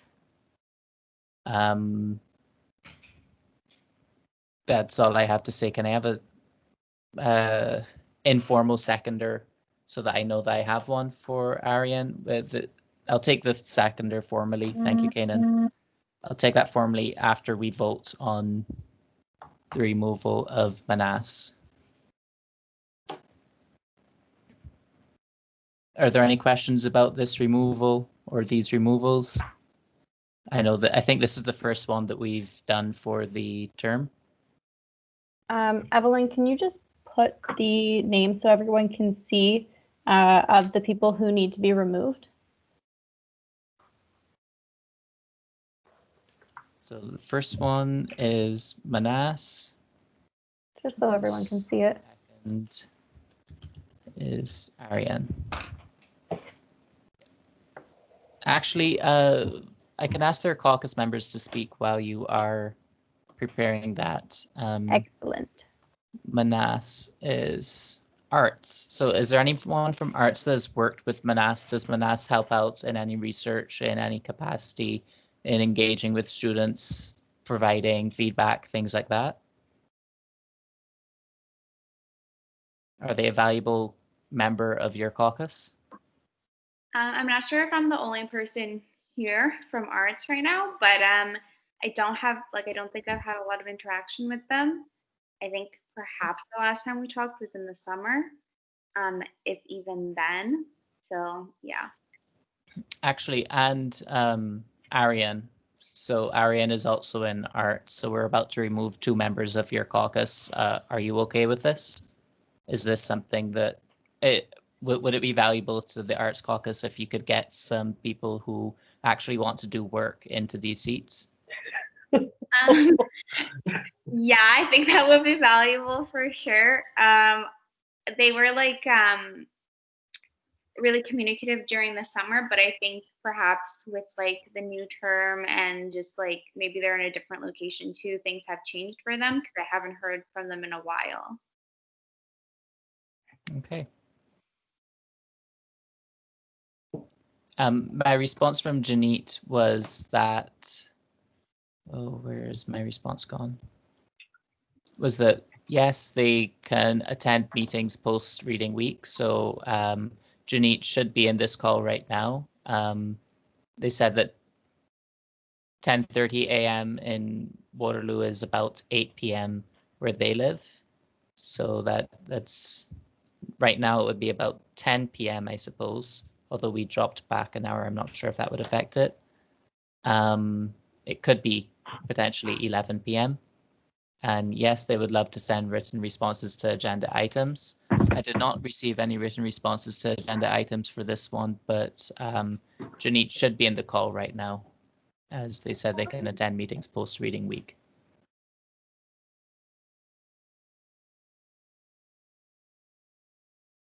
Though I do not see her in the call right now.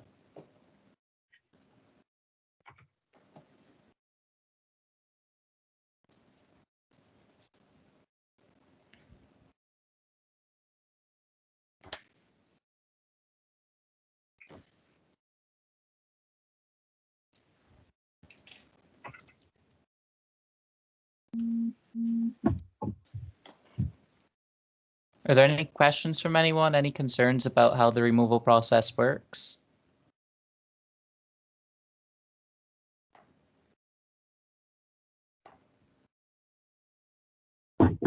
No one? No one's interested in learning more about process?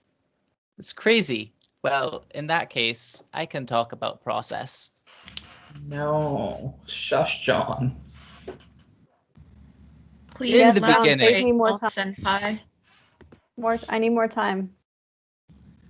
It's fine, Abby. It's fine. I can filibuster. John, stop being a Seneca. In the beginning, there were the bylaws. The bylaws give power to everything below it. In the bylaws, it is stated that we have a council made up of elected representatives. However, I take it back. I just want silence, John. I've been really missing Speaker John.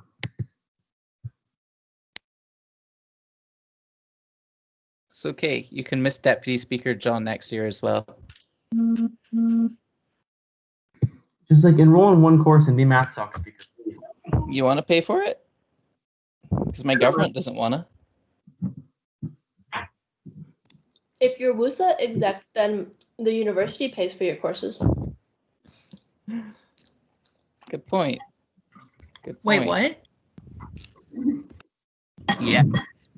WUSA exec can study part-time, and as university staff, the university pays for your courses. Yeah, you don't know Megan's taking a full course load right now? What the Ha, ha, ha.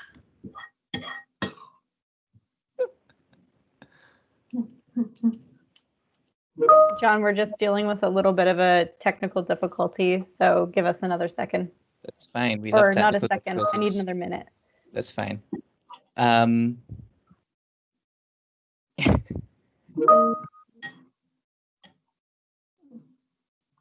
You sweared, Stephanie?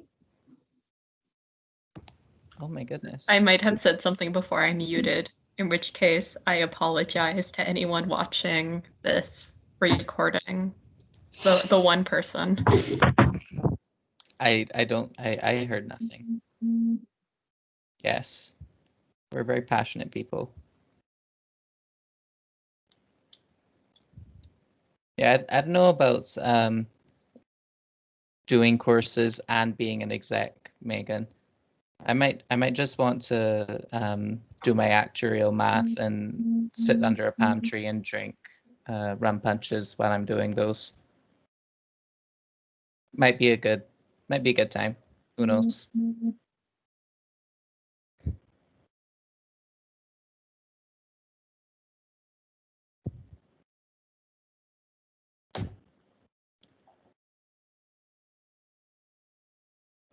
Now is a great opportunity if anybody would like to take a little bathroom break, things like that.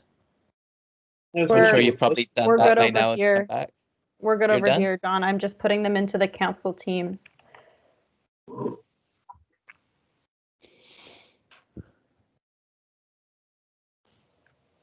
All right, so remember, just send the one for Manas right now so that we get that one voted and done, and then we will do Ariane. Okay.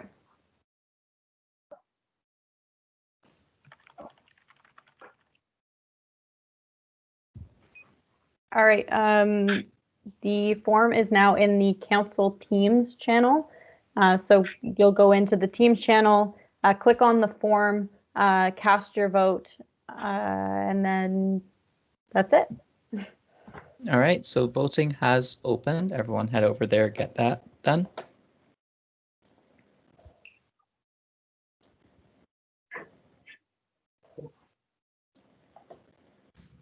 Just as a note, you don't need to sign in to do the form, John, so people can submit more than once. I see that now. I couldn't do it because with Teams and Microsoft, I'm signed into my WUSA account, so the organization would be WUSA, and none of you have WUSA emails. Oh. This is the technical difficulty. Evelyn, you are currently sharing your screen there, hon.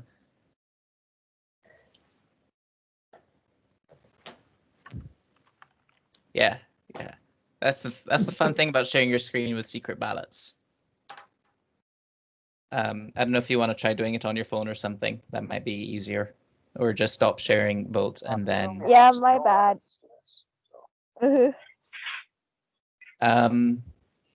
So Mike, how many people did you record as being present? Harleen, it is in the council general teams. I will message you privately with the link though. John, I'm just updating it right now, just because some people have joined since we started, and I will get you a number in 15 seconds. Great.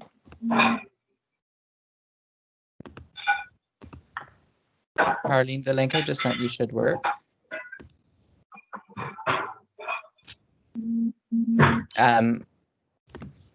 Joseph, I will send you the link also. If you both could just, it doesn't seem to be letting me send you the link. There we go. Feel free to put it somewhere.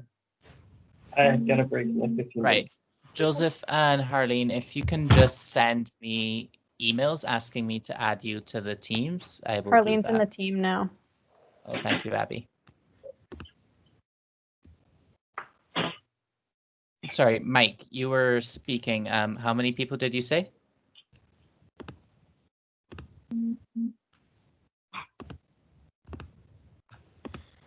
I think we have 37. 37. I'm taking out 2 non-voting members of my list. Joseph, you didn't get the email. I just sent you a Can you do me a message. favor?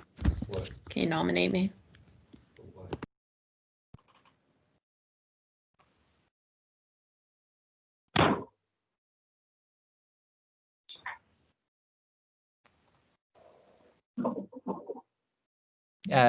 Wait, this is Joey, right? I know you prefer to be called Joey, right?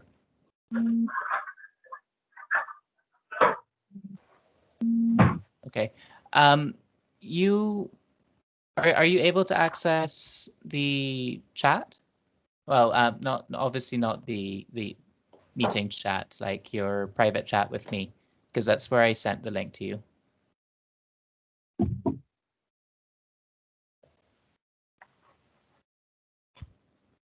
Okay, yeah, we will need to get that done. Abby, if no. On my list. Joey, have you sent the email yet? Because then I can just, unless I have your email saved. Yep. I think Abby misspelled the email.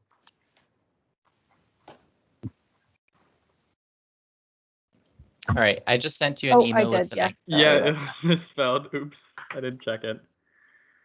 I just got the bounce email. Sorry, I was typing really quick because I'm trying to check three things Speakerer. at once. I mean, to be fair, I didn't even check before I copy pasted it, so. The speakerer. We should have a deputy speaker to do this. No, that's what the speakerer is. All right, so whoever is monitoring the form, how many responses have you recorded yet? 27. So far? 27. 29 So now. we should hopefully be getting up to 32. Mhm. Pick you, Catherine. Delaney lost the link. Delaney, here you go. I love this chaos. It's fine. We thrive in it.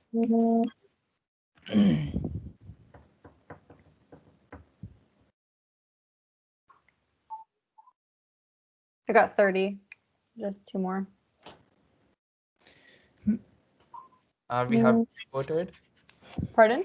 Have you voted? Yes.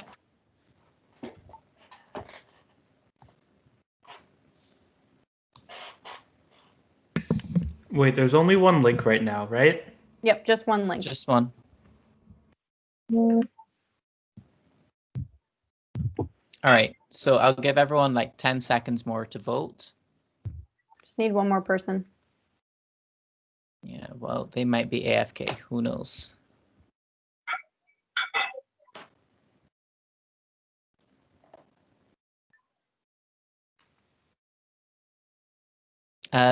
Jewel, I see the email that you sent. Were you able to vote? I've got 32, John. Okay, that's it 26 then. in favor, 5 abstentions, and 1 No, opposition. you weren't. Well, I'm sorry, we've already announced the vote count, Jules, so changing that would reveal your vote. I will not allow it. But what was that vote count again, Abby? 26 in favor, 5 in abstention, and 1 opposition. Okay, so that motion passes. If that vote count can be recorded in the minutes, I will now move on to the motion to remove the next. John, motion to destroy, or are we doing that at the end? We can do this at the end, Abby. Okay. High pressure situation. Um, to make on the fly. I had to make a Microsoft Word. Hi, Mike. Can you turn off your microphone? All right. I wasn't sure if Mike was talking to me. I'm going to mute him now, though. So next, the vote to remove Aryan Narang, motioned by myself, seconded by Kanan. Is there any discussion on this? Seeing none, also seeing that we have almost exclusively counselors in this chat. Oh, Marco, your hand is up. Marco. Hello. Hi. I'm the SOFT representative, and honestly, it's like my first time in a meeting like this, and I just wanted to ask, am I able to vote, and if yes, how am I supposed to vote? You're the what representative? SOFT, a pharmacy. Oh, yes, you are able to vote. You should have access to the Microsoft Teams. If you don't, send speaker@wusa.ca an email. Abby, if you can just put that into the chat, and we will get you on the Teams if you aren't there already. Voting. The current representative I have is Tahir, so I'll get that changed on the. I think Tahir is the president of SOFT, and I'm the representative of SOFT. So you're just the designate? Yes, exactly. Right. I'll get that changed. So how voting normally works is because we're in online meetings, we take things on consensus. If you're opposed to a motion when we're voting, you say so in the chat, or you send, you say if you're abstaining, or if you'd like your vote noted. Right now we're doing secret ballots, which means that we are doing it through Microsoft Teams, and we send a form into the Council General chat, which is not the meeting chat. but since you don't have access, and also since I think we exclusively have counselors in here, Abby, if you can just send the voting link in this chat, that would probably be the easiest thing. We do have some gallery. We do. I'm happy Okay. to send in. I'm happy to send in the chat. Just. Oh yeah, I would- see 42 people. Yeah, I would just want to make sure that only counselors and representatives are actually voting. So am I supposed to like send you my email? Yeah, send me Okay. an email, and then I will know. Okay. I'll take it from there. Perfect. Thank you. So Abby, did you say it would be better if we were to just stick it in the general teams? The general teams is in the teams Yeah. chat for All right. the. Well, it's in there, so that's fine. Everyone, if you have an issue getting to that, please let me know. I will try and get it to you again. So I believe Marco and I think Mark are having trouble accessing. So I'm going to send Mark over email. So just give him a few more minutes. And Marco, if you could send me an email.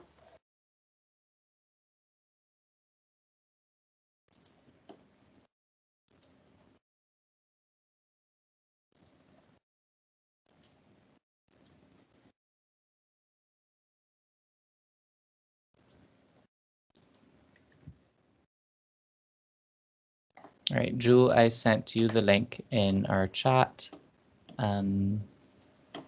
Joey, I will send you an email.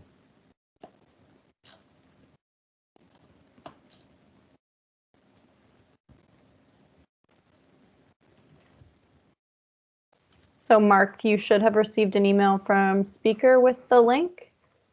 And Marco, I'm still waiting for your email. Joey, you should have received the email now. Harleen, the form is allowing multiple submissions because we are hoping that you don't take the piece of paper that we gave you, tear it in half, and write a name twice. We're hoping. Don't do it. Don't do it. Otherwise, we'll have 33 votes and, well, we'll have to start all over. We'll be here forever. I hope no one wants to be here forever. Unless you love council meetings so much, that's just what you're going for.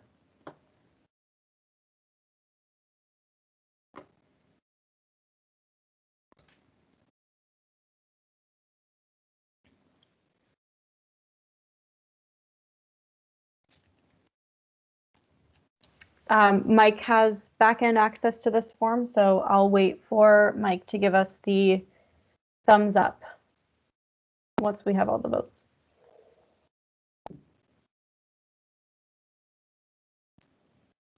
Is there anyone else still having trouble getting into the form for Marco? Sorry, not Marco. For who are we voting on now? For Ariane.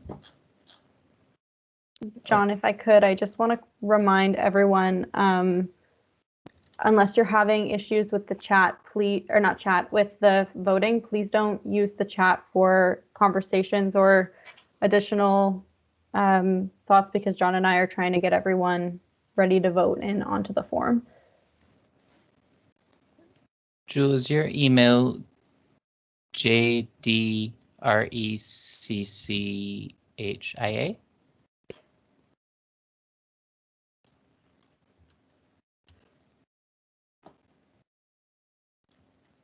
No A.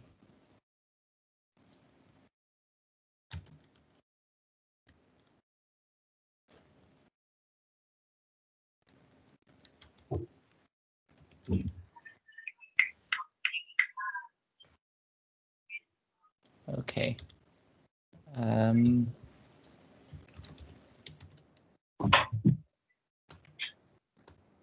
Drew, you should get an email in a second.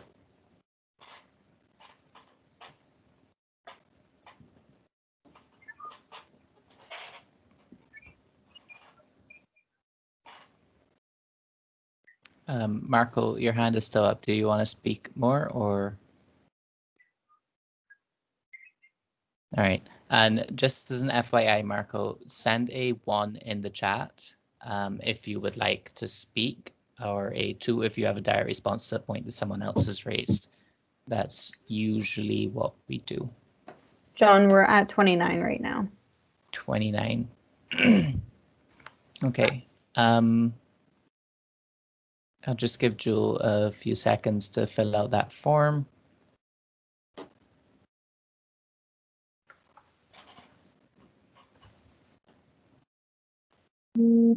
Great. We can close voting at this time. If you haven't voted by now, I'm assuming you're not going to. So what is the vote count, please?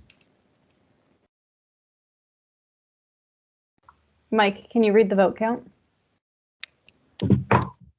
We have 25 in favor and 5 in abstention.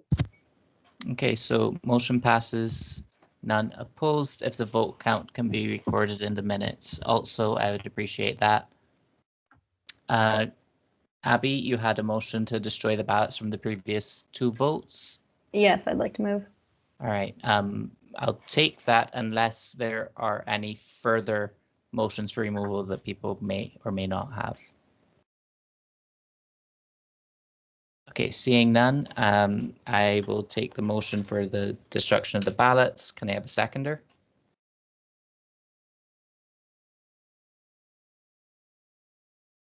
I will second it. We can specify the method. Can we specify the method that Michael must do a dance after the destruction?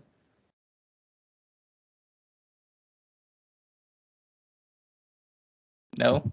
All right. Well, is there anybody opposed to the boring destruction of the ballots? Okay, seeing none opposed, the motion passes. Mike, please destroy the ballots, or rather the forms. There's no need to dance, unfortunately. And we can move on from my report to the secretary. Alana? I do not have anything to report. All right, great. Any questions for the secretary? Seeing none, moving on to the report of, that's weird. That should have gone in as a subsection. The report of the Elections and Referendum Committee.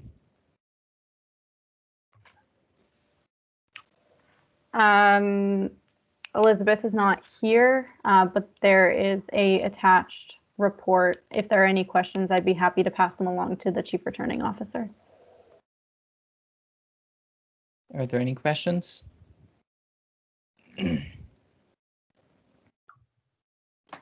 Okay, seeing none, ignore the numbering. This is not a subset of the report of the Elections and Referendum Committee. We go to the policies and procedures. Hi again. Go ahead, Abby. So the policies and procedures you see here were up for first reading at the last council meeting. There were no comments, so we're bringing them back for final approval. I guess the only thing to add that I mentioned at the beginning is the Policies and Procedures Committee agreed that policy 1, which is, I have it written down, secrecy and university governance, was folded into university records, which means that there's no need to have policy 1 if it's covered in policy 8. So with the passing of policy 8, we would like to rescind policy 1. All right, so I'll take you as the mover of this motion. I will second it. I'll take you as the mover of an amendment to the motion to add, and be it further resolved, policy what is rescinded? Policy 1, policy 1, secrecy and university governance. Is rescinded. All right. So if that amendment could be typed into the motion in the live notes, please. And I will second that amendment. Evelyn, could I have access to the live notes so I can just quickly type it if you'd like? Megan, go ahead. Yeah, I just wanted to note that under the enrollment policy, policy 14, I had mentioned that my AVP academic and I were going to bring changes on that with respect to maths enrollment. And on the tuition policy, I believe we were looking for changes on the issue of students getting changes applied to their fee bill after the fee bill is posted. And so both of those were not completed because we were very busy with the USA General Assembly and associated policy work there. So I'm requesting that council approve these policies right now so that we can have them updated in their standing form, and then we will bring associated amendments to the next council meeting. Great, that sounds reasonable. Thank you, Megan. Are there any more questions about these approvals? Just note that we have not yet written in the be it further resolved that policy 1 will be rescinded, but that is not necessary for us to proceed with a vote. Are there any more questions on the amendment to add be it further resolved policy 1 is rescinded? No questions. All right, I will move this to a vote. All those in favor or abstaining, please let me know in the chat. Seeing nothing, I will take the amendment as approved and we go to the main motion. Are there any questions on the main motion? Seeing none, I will take the main motion to a vote. All those against or abstaining, let me know in the chat.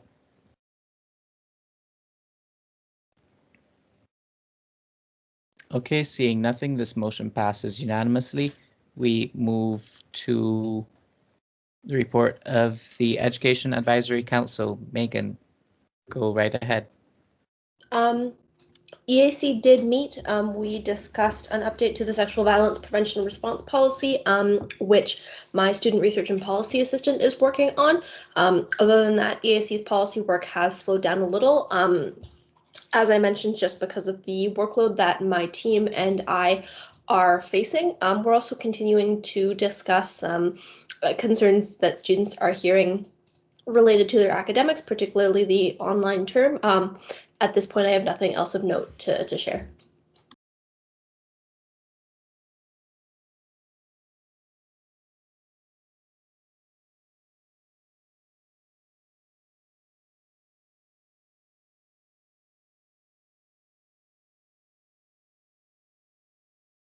I think you're muted.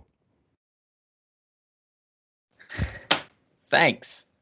Yeah, so thank you for that, Megan. Do we have any further questions for EAC? Okay, seeing none, Megan, can I take you as the mover of the associated motion? Yes, you may. All right, thank you. Can I have a seconder? Stephanie, I'll take you as the seconder. Would either of you like to speak to the motion? Nope, similar to PPC, we discussed these policies at our previous council meeting, and I don't believe I received any comments. If someone did send in comments and I have misplaced them, please correct me. But other than that, I think they're ready for approval. Great. Any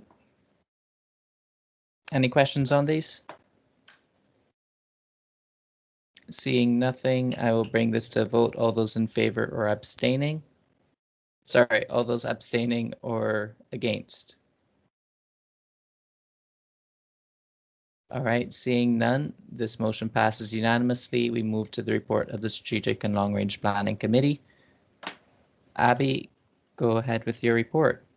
Thanks, John. So the past Strategic and Long Range Plan Committee was where we approved the current strategic pillars of the long range plan. So we're very excited.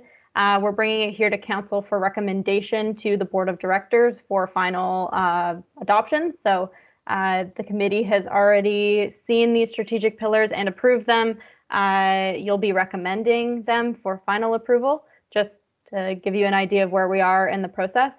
John, I am going to share my screen to quickly go over the pillars that we will be accepting today. Let me share my screen. Okay. I don't have to let you. You can do that. Should let you on its own. There we go. Hopefully that worked. Perfect. Everyone can see this? Yes? Yep. Okay, very excited. So this is the final draft here. Is this gonna work? Oh no, it's not working. Come on. There we go. So we've called it WUSA's Next 5 Years because as you saw in the rough draft of the whole document that I sent, so that's just the first draft of kind of the different, what would you call them, headings that we'll be using. We're going to do a review of everything that's happened in the last 5 years and kind of a look back on the success and failures of the previous long-range plan. And then we'll look into WUSA's next 5 years with our new strategic pillars and this direction. So our pillars are: we will improve the ability for students to engage with WUSA in our constituency societies. How will we do that? Create a member management system to create better connections with our students and allow members to document their experiences within WUSA. We will review and implement recommendations for equity and governance reviews to make WUSA a place where every student can engage. We will continue to engage and partner with our constituency societies and satellite campuses to support student-run programming, and we will implement a student research program to provide meaningful roles for students and increase capacity for data collection to better understand the wants and needs of our membership. Our next pillar, we will continue our commitment from our last strategic plan to build belonging and campus engagement. So we will identify and address barriers to democratic participation and employment for marginalized students and staff to ensure greater accessibility of full-time, part-time, and volunteer roles. We will continue to expand and improve our club's administration system and adjust to ongoing needs of our student clubs. And we will continue to expand WUSA services and operations beyond the Student Life Center to meet students whether in person or online. We will expand, our next pillar is we will expand excellence in our roles and opportunities, giving students and staff opportunities for personal and professional growth. How will we do it? We will engage full-time staff to support student initiatives and student professional development, including through mentorship and training. We will invest in proper volunteer and staff appreciation and recognition. We will value our staff, recognizing them as a limited but valuable resource in serving students. We will uphold their health and well-being through committing to reasonable workloads and support for our leadership when it's needed. And we will commit to organization-wide anti-racism efforts and training to ensure improved relationships with staff and students and improve organization-wide culture. Pillar number 4, we will continue to provide commercial services that operate the Student Life Center that fulfill student needs. We will commit to efficiency and value across the organization. So we will prioritize the student lounge plan. We will continue to review space agreements to ensure students receive quality student-funded spaces. We will build infrastructure for success of student papers on campus and online, and we will continue to focus on efficiency and value through continuous improvement while maintaining a sustainable financial position through improved board oversight. Number 5, we will increase student supports. So we will continue to support constituency societies and student-run services, organizing events and supports for students in their communities. We will commit to evaluation of services and programs to best support the needs of student populations, emphasizing supports for racialized, marginalized, and international students. And we will engage alumni to support student-run funds and projects and contribute to our community. So that is what we are working with for final approval. I'm really excited about where we landed with the plan, and the committee and our staff are very excited to move forward with these directions. So John, I believe the next thing to do is, I think I need to go over the advocacy goals before we approve. Let me pull that up.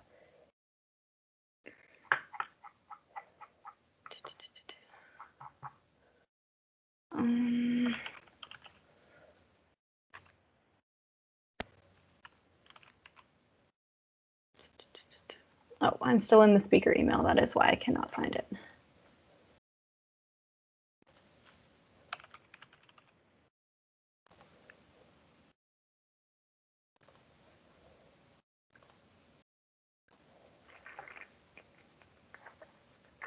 All right, sharing again.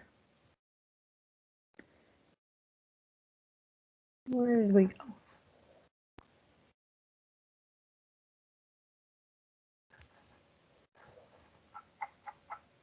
Okay, it is not coming up for me to share.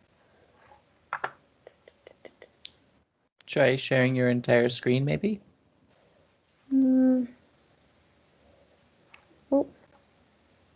Oh, we can see that. Just the long range plan? We see the PowerPoint, yeah. Oh, excellent. Okay. Okay, so as part of the long range plan, we've also included WUSA's main, advocacy priorities we see as kind of a focus for the next 5 years. So this isn't all of the advocacy that we are doing. These are just kind of some high level themes that we've chosen to highlight in addition to the strategic pillars. So we'll be approving the strategic pillars, and there'll be opportunities for some revision to some language for the advocacy priorities, as well as revision to the language of the past 5 years, the introduction, and the letter from the president, which actually is the introduction if you were looking at the notes. This is just the first draft.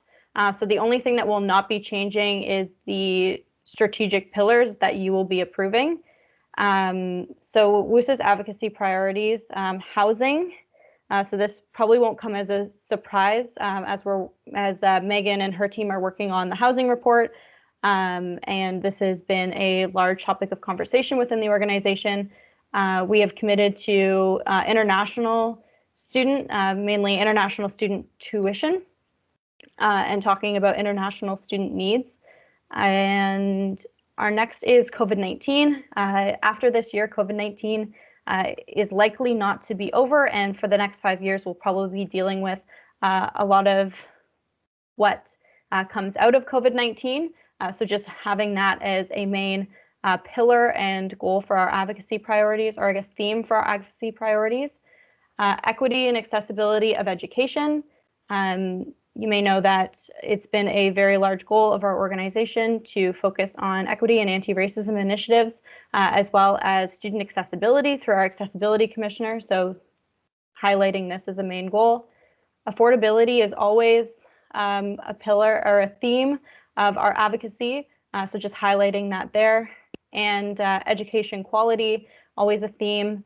Just highlighting it to give more of an understanding of what we'll be doing for the next 5 years. As sometimes advocacy falls, or not sometimes, most of the time advocacy falls within the VP Education's portfolio, or at least while we all help, a lot of people perceive it as falling mostly under the VP Education's portfolio. So I guess I'll call out to Megan and see if there's anything else she would like to add to these advocacy goals here. Yeah, I would just say I think that the goals are very broad and overarching and encompass most of the advocacy that we do year over year. But like Abby kind of highlighted at the beginning, laying out these goals and directions certainly doesn't preclude us from advocating on any topic which we might not be aware of right now, might arise in the future, or might come up from something that is less priority this year to more priority in a future year. And I guess just a reminder to council, you may have seen there are a few typos in this presentation. Again, we're cleaning up the advocacy priorities, making them a little more easy to view and understand in the final document.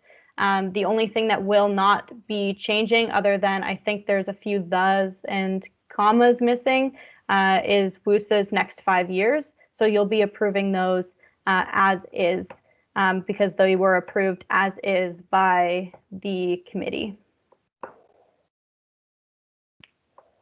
Okay, I guess now I will take any questions. And then if there are no questions, I will move the motion that I have submitted.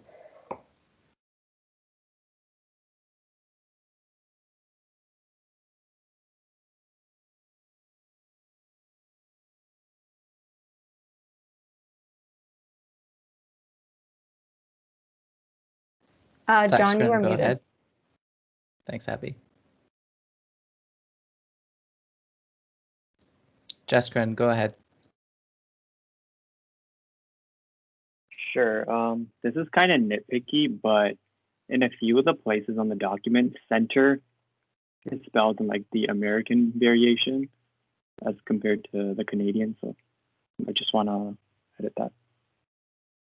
Oh, thanks for pointing that out again. We're doing a final comb through for just some grammar and some, like I said, missing commas.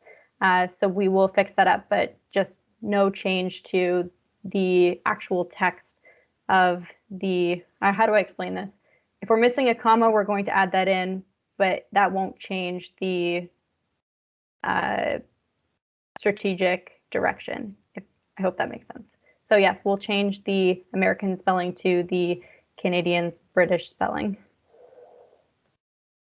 Yeah, okay, makes sense. Sorry for being nitpicky. No, thanks for pointing that out.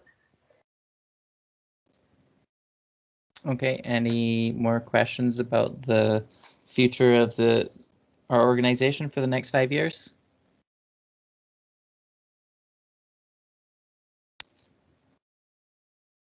All right, I'm going to assume that everyone has thoroughly looked it through, sent questions over through email, and has dealt with those outside the meeting. So congrats to you guys for getting all your questions out before the meeting. Abby, I'm sure you were busy with that. I'll take you as the mover of the motion. If I can find it on my screen. There it is.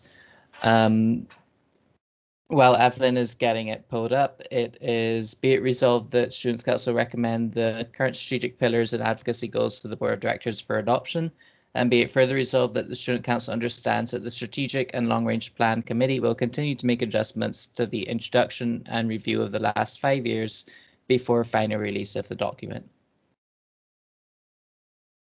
Abby, as I said, I'll take you as the mover. Can I have a seconder? I will second it. I have nothing to say about the motion. Are there any questions before we vote? Okay, seeing nothing. All those opposed or abstaining, please do so in the chat.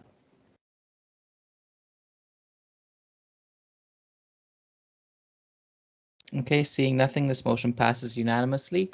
We now go to the break that I said that we would have before we get to item 5.2. I think we've been in here for 2.5 hours almost. So give everyone a little 5-minute break. Please be back at 1:01.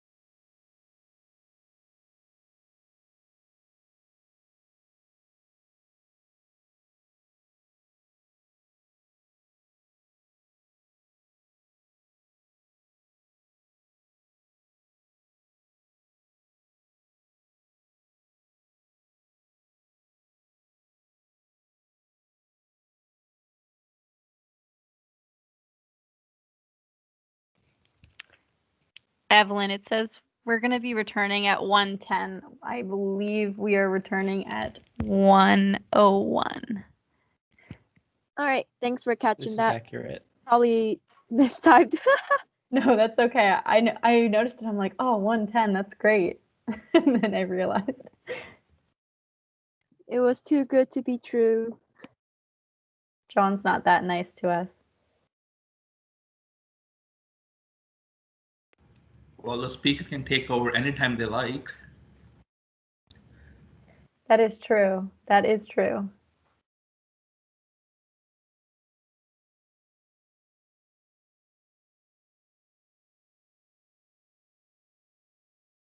Yesterday, I sent emails to 30 professors asking for their course outlines. Now I get to read 30 course outlines.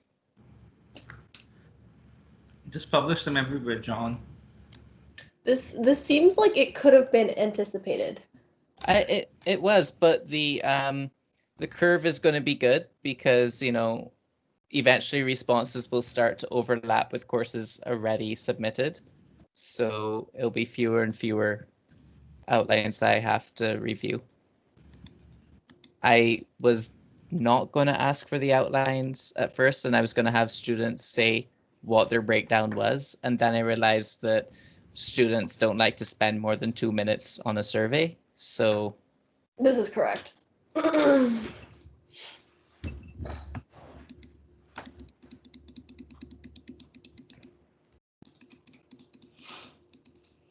like if it takes longer than to start microwaving some coffee, there's a good chance they're not going to do it. Coffee doesn't even take microwave 2 coffee? minutes. Well, if it gets cold, what are you going to do with it? Chuck it. You drink it before it Yeah, gets chug it fast and pretend it never happened. What happens when you get a large coffee? You Chug make it fast into an and pretend iced it never coffee. happened. Or you just don't get coffee. The healthiest option there is. Oh, I know. You just shoot caffeine straight into your veins. You said Motion to Michael, eject Kanan from council. can I have an AT? Sorry, who was asking what just now? I finished it. And then someone took my cold tea away. So now I need a new one. Okay. I didn't even. Okay. Is someone Michael? Did Michael take your cold tea away? Michael took my cold tea away. That's so rude. I think we should eject him from council. Yeah, if I can try this. Michael would just say thank you and take it. He'd be like, okay, sounds good. John, If you insist. You'd Okay. say do it. I realize don't like wearing thank you. headphones. Kanan's very eager to get started in the meeting again. I want So this meeting over so I can study for my midterm. I thought you said you were studying during the meeting, Kanan. Well, I was, but then I got bored of studying, so this is my break. You got bored of studying, so you decided to pay attention to the meeting. Awesome. Exactly. We get to the Wusa Box presentation from Abby. Abby, I'm calling this meeting back to order at 1:01. You may begin your presentation. Yay, so exciting. More presentations from me. Who's excited? All right. I wanted to give everyone a update because I'm sure you saw a lot of really awesome things happening on our social media about the Wusa boxes, and we are very proud of them. And I hope most of you were able to receive those boxes through the online form that was sent around. So let's give you a little bit of a background of kind of what we were working on. So the goals and our audiences for this project was to introduce WUSA to incoming first-year students, so approximately 8,500 students. We also wanted to let returning students know WUSA is still open for business and supporting them. So we were aiming at about 2,500 students, upper year students for the WUSA box. We also wanted to share wellness supports that WUSA provides to students and give them some kind of physical connection in a time of distance. So metrics here, upper year student signups, 2,500. Students visiting the WUSA Box webpage to learn more about our wellness supports is kind of how we got some of that information, increase in followers to at your WUSA Instagram account, and rates of engagement. So I'm going to be sharing a little bit more about that later on in the presentation. And for those of you who have not seen it at all, here's a little bit about the context, the web page, and the product design. So the WUSA Box contents connect strongly to our brand, welcome students and build community, promote wellness and self-care, promote sustainability, and encourage our social media engagement. So as you can see on the screen, we had a pair of socks, a pen from the Writing and Communication Center, a sticker from athletics, our WUSA cup, which I've seen a lot, which is wonderful, and the cutlery set, as well as the one postcard was the only print with information about your WUSA executive and a link, or I guess a QR code on the back that brings you to our webpage. And the webpage was designed to share resources, encourage social media engagement, and had some fun extras for anyone to use. That's exciting. So for our promotional campaigns, we started in July, so that was the sign up campaign. In September, we did WUSA Box engagement and a FOMO campaign. So the sign up campaign, a little background on that. It ran for a 3-week period in July and early August, focused on Instagram. There was some use of Facebook and Twitter to push people, but mostly to push them to our Instagram. We wanted to build excitement about the box without sharing what was actually inside the box, because we wanted that to be a surprise when people received it and opened it.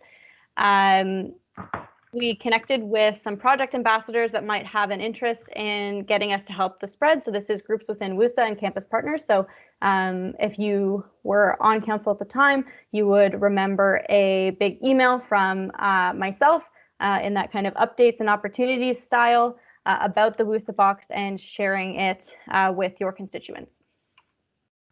So the results of the campaign. So total signups for the box, so this would be upper year signups, 2,325, so that's pretty good. Total clicks was 5,687. So we actually saw a 4% increase in Instagram followers during the 3-week campaign. So this was the same percentage increase as last year during this time period when we were on campus and in the middle of doing a rebrand. So we were really excited about that. WUSA ambassadors and campus partners helped share it widely. So this is WUSA Student Run Services, the SSO, athletics, and special shout out to MassSoc. So WUSA Box engagement campaign. So this was the next step once people started to receive their boxes. So this campaign ran over a 7-week period to allow time for everyone to get their box and still participate. Again, the focus was on Instagram, sharing some posts to Facebook and Twitter to bring people over to our Instagram account.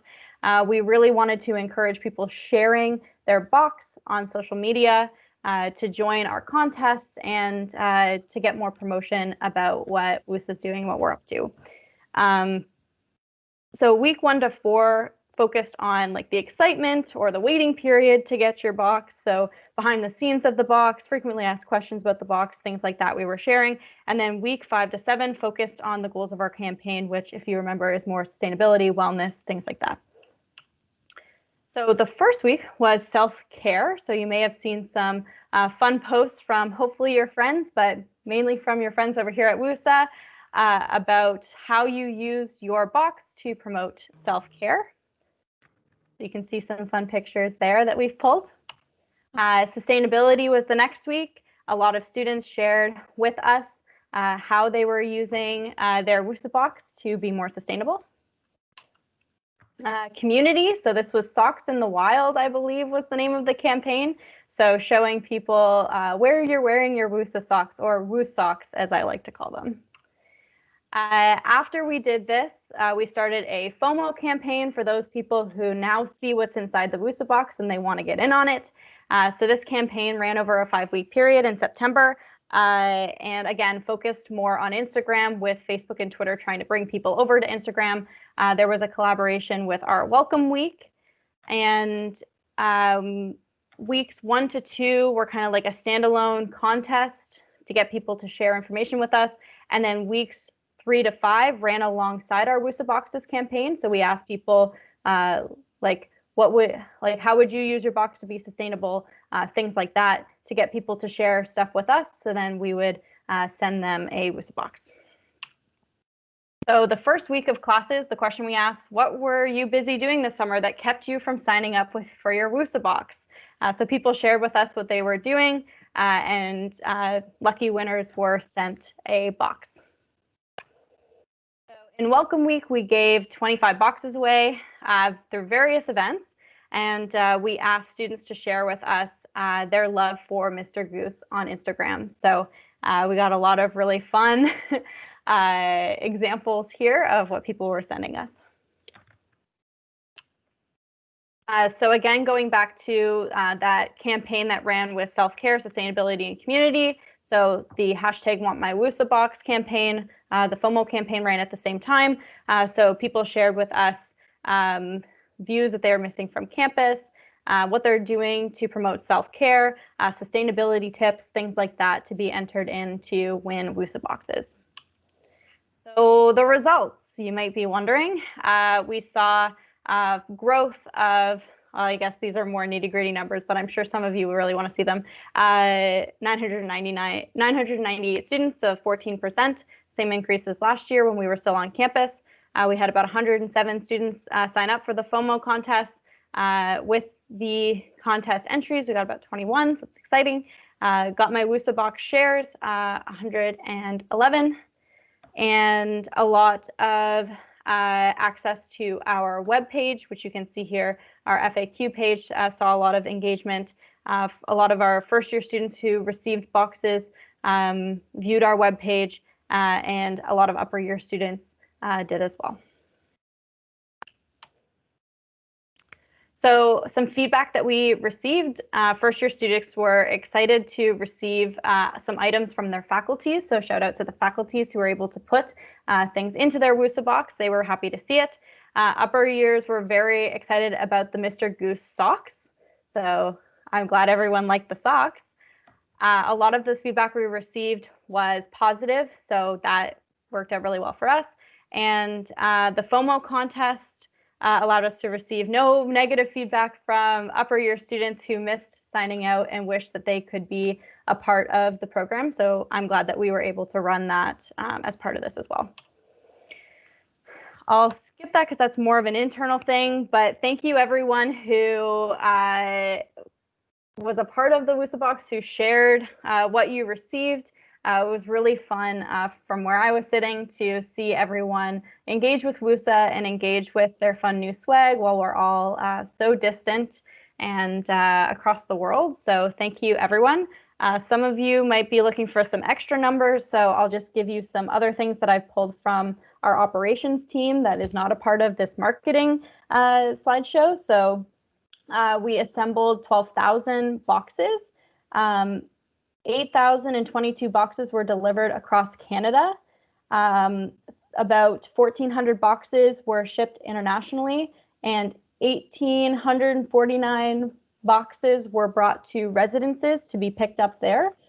We were able to hire 15 students, or 15 plus students, to help us assemble these boxes, which saved us a lot of money, but also allowed us to engage more students in the process as part of the WUSA Box campaign. So we were very excited with, from all angles, how this turned out. I don't know if anyone has any questions, or if you wanted to have more of a specific conversation about anything, I'd be happy to take that offline, but just wanted to give you more of a for information general update of this big campaign that we ran in case you missed it. That's it, John.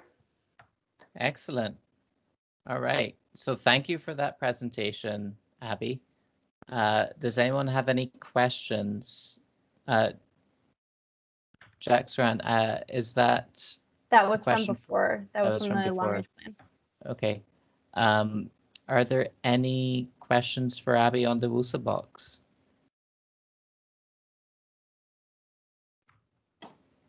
Okay, I'm seeing none. Oh, Stephanie, go ahead.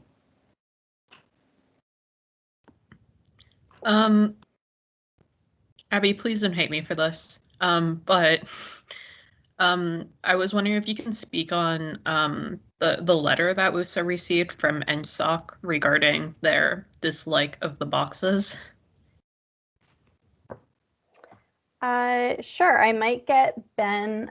The board received that letter, so I might get Ben to speak a little more about that. I know he included it in his previous council report, but Ben, if you want to speak a little more, go ahead. Hi, yeah, I received a letter from the chair of the board of directors of the Engineering Society, whose name is escaping me.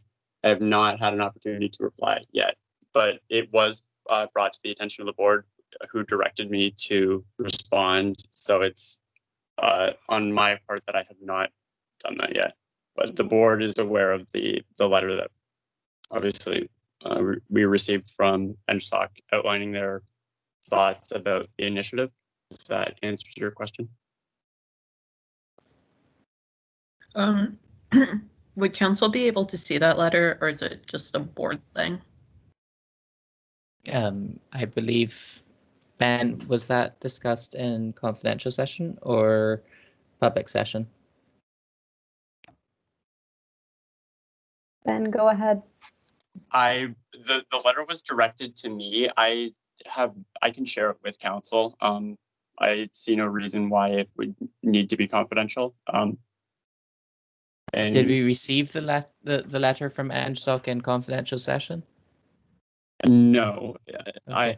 NSOC made no indication to me that they wanted the letter to be considered as confidential, and I saw no reason why it could not be on public record. So I can send it to Abby to be sent with the post council email, or if that is something people would like to see. Kanan, I know you're the other councillor rep on the board, so I'm okay with this being sent out to council just once you think it's fine as well. Yeah, I'm okay with that too, because the entire WUSA box initiative was a public matter, so I don't think the letter should be confidential. Great. All right. So I'd appreciate if you can do that, Ben. Are there any more questions?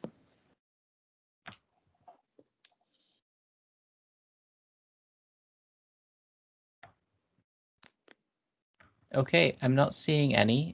Joey, I see you've unmuted yourself. Is that because you'd like to speak? I'm thinking not. All right, so we can move on from the WUSA box presentation to general orders. We have a motion for PPC to fill a vacancy submitted by President Simpson. Can I have a seconder for the motion?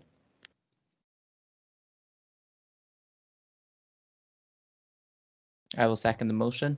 Be it resolved that blank is elected to the vacant councillor seat on the PPC for the remainder of the governing year. Can I have any nominations for that blank?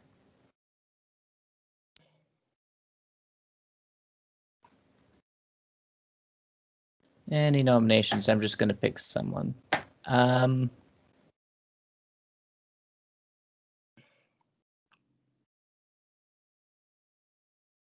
PPC. PPC is the Policies and Procedures Committee. Kanan nominates Brian. Brian, do you accept your nomination? I suppose I should talk about what PPC is, because you probably don't know what it is. PPC is the Policies and Procedures Committee. It is... Don't worry about not being qualified enough. No one's qualified when they first come into council, and we appoint these seats anyway. So PPC pretty much is tasked with reviewing all policies and procedures over there's a set review schedule, as well as reviewing procedures before they get put into place. That's pretty much all we do, right, Abby? Yeah, that's all we do. Great. So you are interested. Is there another nomination?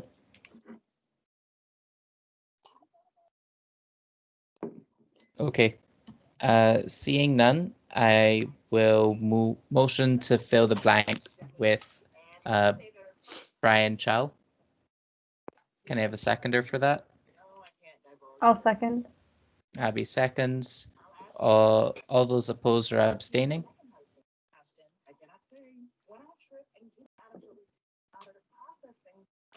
Seeing none, the blank has been replaced with Brian Chow onto the main motion. Be resolved, Brian Chow is elected as the vacant councillor seat on the PPC for the remainder of the governing year. All those opposed or abstaining? Seeing none, motion passes unanimously. Congratulations, Brian. You don't know what you've signed yourself up for. Winter term direction submitted by President Simpson. We will have a discussion on student mental health and courses in the winter term. Abby. Can I take it away? Yep. Awesome. So as I mentioned in my report, Megan and I will be having some conversations with the university about winter term, and I kind of just wanted to have an opportunity for all of us to voice any concerns that we've been hearing for our constituents for Megan and I to take down. Megan, I don't know if there's anything else you would like to add to what I said, but I'm kind of hoping this will be an open discussion. I know we have 10 minutes for these discussions, so yeah, I don't know if there's anything else Megan would like to bring forward. Yeah, I guess I would just add that in our work with ESSAC, we've obviously been hearing about the fall reading break pilot. Honestly, it was news to me that it's still in a pilot stage, but at any rate, I might also be curious to hear students' feedback about how the fall reading break is going, and I guess any takeaways on that front. So I guess to start the discussion, if you have any insights or information about what you've been hearing from constituents, I would invite you to put a 1 in the chat.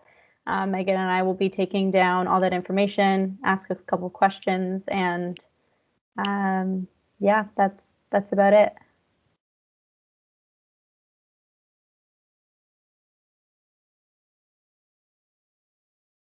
Vicky, go ahead.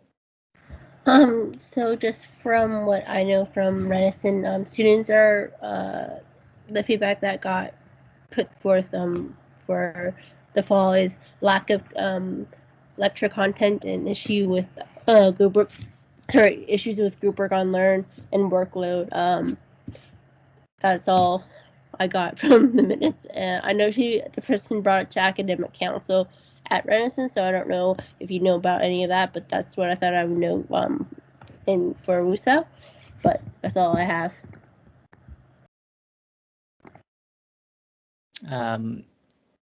For myself, you guys will get a report from me when I have finished doing my survey on the course assessment methods. Kanan. Somewhat repeating what Vicky said about like the number of assessments and the time it takes to do them is way more than what it usually is. So students are feeling a lot stressful about that. But another thing is students are feeling disconnected from their peers in courses as like they can't meet with each other and they don't know who's in their classes, like kind of. So it's difficult for them to be able to come together to figure any solutions if they have for any difficulties while doing the courses. For example, if some students use Piazza to complain about a course to get like input from other students, professors are censoring stuff. So like they're removing the content, like any comments made by students which are like the course is not being taught well or anything. And lastly, some courses literally professors are not giving any lecture videos or anything. They're just telling you here's a textbook, read it and solve the assignments. That's all I had to say. Thank you, Kanan. Kanan, with regard to censoring Piazza, I think I know which course you're talking about, and that is a very special case where I think students have gone a little bit overboard in what they are putting on Piazza. It's not just complaining, they're posting memes of their professors, etc. I have other courses where people post memes about the course, and that's been completely fine, John. And you can post memes about me, but Abby might not want you to post memes about her. It's up to Abby if she wants to censor that, right? It's up to the professor if they think a meme about them is acceptable. Amen. Wait, yes. I heard a lot of concerns about graduation, and then people who are graduating not going to get a full graduation ceremony, and that sort of last year was a bit of a concern as well, because a lot of people didn't get to have that, and it was kind of like, oh, maybe you'll get to graduate with next year's graduates, and that seems like it's not exactly going to happen either. So just wanted to bring that up.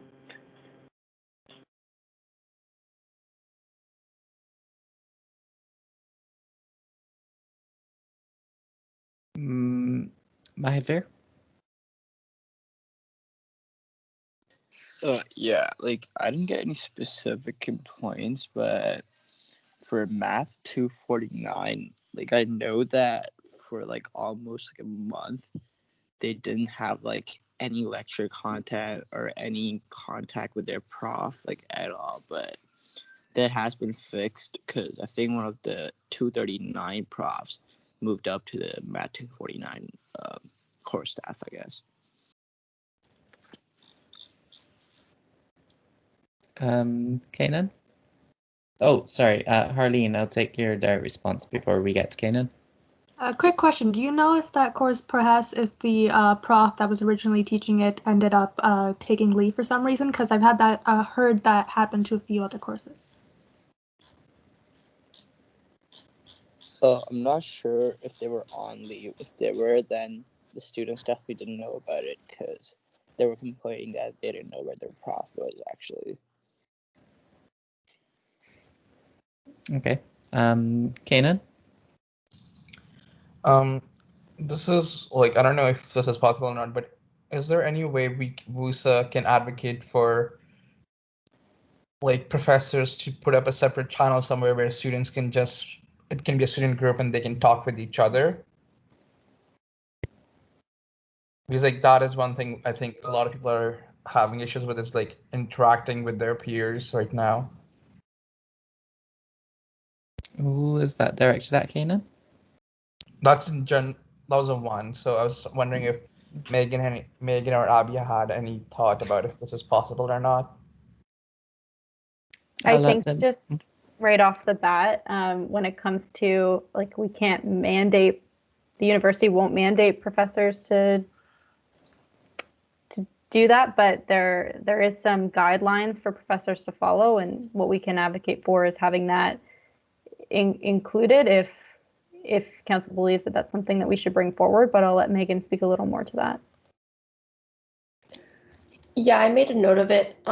I think that one of the mechanisms which already exists right now is you have access to the email addresses of everyone in your class. So if you did want to put a call out and say, oh, does anyone want to, make a Discord or whatever, that's something which is already at your disposal. So I could definitely think about this, and I can raise it in conversations with the university where it becomes relevant. But I think in many cases, the response we would get is that that avenue kind of already exists. So and especially in courses in other faculties, like in most of my engineering courses, we didn't use Piazza, we didn't even use the Learn discussion boards.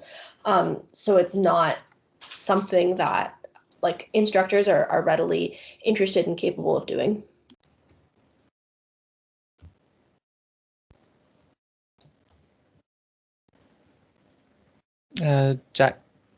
Jastran? Yeah, I was actually just going to say something similar to Canon.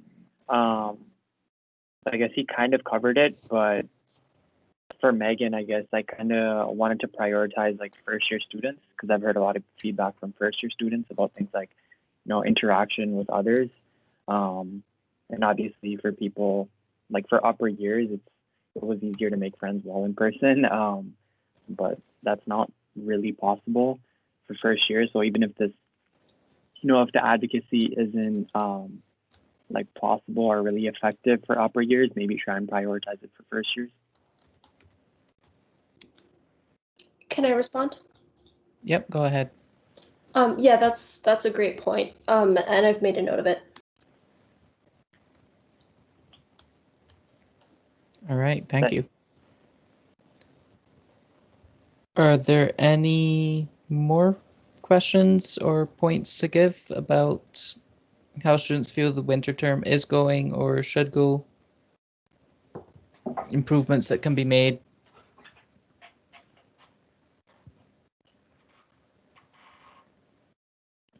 I guess another question I might ask John if no one has anything else to say.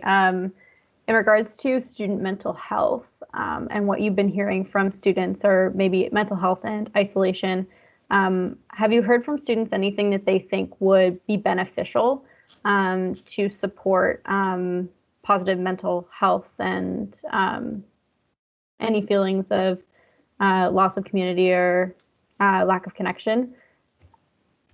I guess looking to see if there's anything that you have heard from students. I think also, Abby, one of the big drivers of poor mental health is like feeling overwhelmed. I don't know if anyone has any thoughts about that.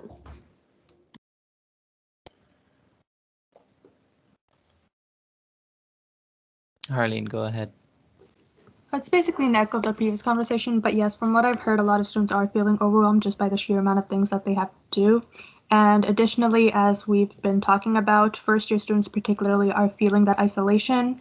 Some of them might be coming to Waterloo without their friends from high school or something, and they don't really have people to talk to. They don't have people to consult when they have questions about the course or just want to vent about the course, who would really understand where they're coming from. So I think they're definitely feeling that loss of community. Harleen, have you heard from any of those students, or just generally, have they expressed what may, I don't want to say like a solution, like a full solution, but anything that they wish that they had to help combat some of those feelings? Yep, I've gotten emails expressing those concerns, usually in relation to other courses, but as a general vibe. I think something similar to just they need a way to meet each other and a way to like really build a type of connection where they can shoot a friend a question. One thing I've been doing is I'm VP of MatSoc, so I ran a few events where I got them to split off into smaller groups just to give them a better shot of trying to interact that way. And I'm going to try and organize an event before final so that for another similar type of event where students can be in smaller groups and maybe get to know some people they can ask questions to. Okay, thank you. Mahavir? Yeah, I'm not sure if it was Abby or Megan who just asked the question to Harleen, but it kind of worked. So I'm like a student athlete, and then for us, so we visit like the athletics director or advisor, they call him, and we have to like visit him like every Monday, and what he does is he kind of helps us out plan out our like weekly schedule or like monthly schedule. And then I guess like that really helps because that doesn't really make you feel overwhelmed because there's someone who you're going to, and like they help you out with like, oh, like this is what you should kind of focus on this week and stuff like that.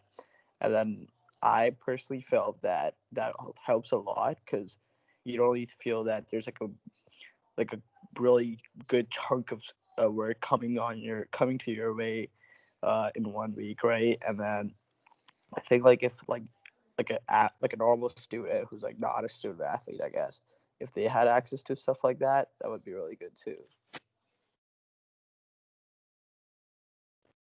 Harleen, go ahead. I was going to ask, because I don't know as much about it, but does the SSO have something similar perhaps? I feel like that's a service they would probably provide.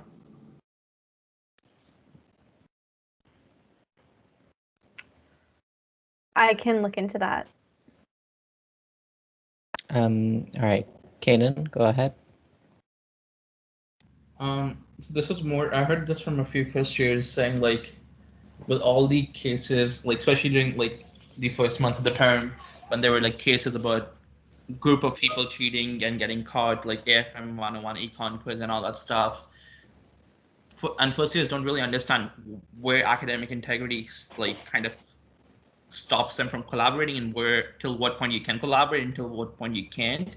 So like students are literally afraid to talk to each other about any assignments or anything. So, and this, like I've noticed this myself when I came to university, was like that fine gap between how much collaboration you can do and how much after what point it kind of goes into academic integrity issues is something, if students don't understand, they're just too afraid to even touch that boundary. So maybe having some sessions about that to make people understand like what kind of stuff that's allowed on the assignment from profs, if profs don't want to make assignments collaborative in nature. All right, thank you, Kanan. We have a direct response from Harleen. Kanan, go ahead. I'd say that's a very good point. And because these types of things tend to vary based on faculty, for example, someone in math most likely isn't going to be writing an essay, for example. I think that's also a good place to try and connect with councils, or I guess specifically VPAs of the various faculties, and asking them to help develop some type of media that can be put out to students to make that a clearer boundary. All right, thank you, Harleen. We are now at Jaskaran, I believe.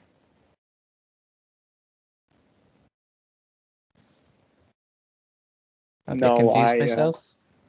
Yeah, I think so. All right, Harleen, did you have a new point?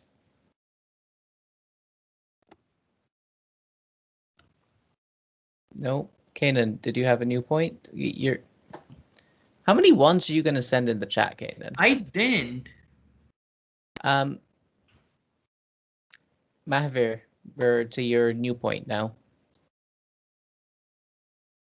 Yeah, definitely agree with what Harleen just said, that like in regards to like putting up media, because I'm taking like an SBCom course this term, and I guess this is like kind of in general about how SBCom courses are going this term, and that is like they don't put up like any media whatsoever in terms of like video content. Like personally, I don't have like any point of contact with my prof except like email. So like no kind of like Q&A / office hours, and there's just like a workbook, and you can do the whole course in one day if you really like, and just give everything in, and you're done. Okay, thank you. We are now at Ayman.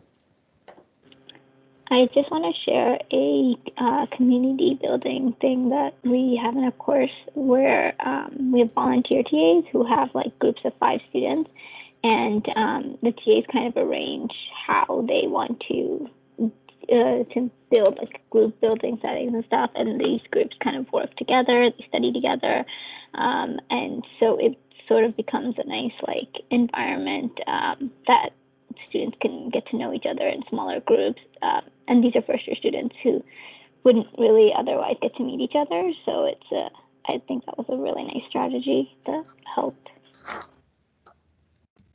Thank you, Ayman. We are now going to Vicky.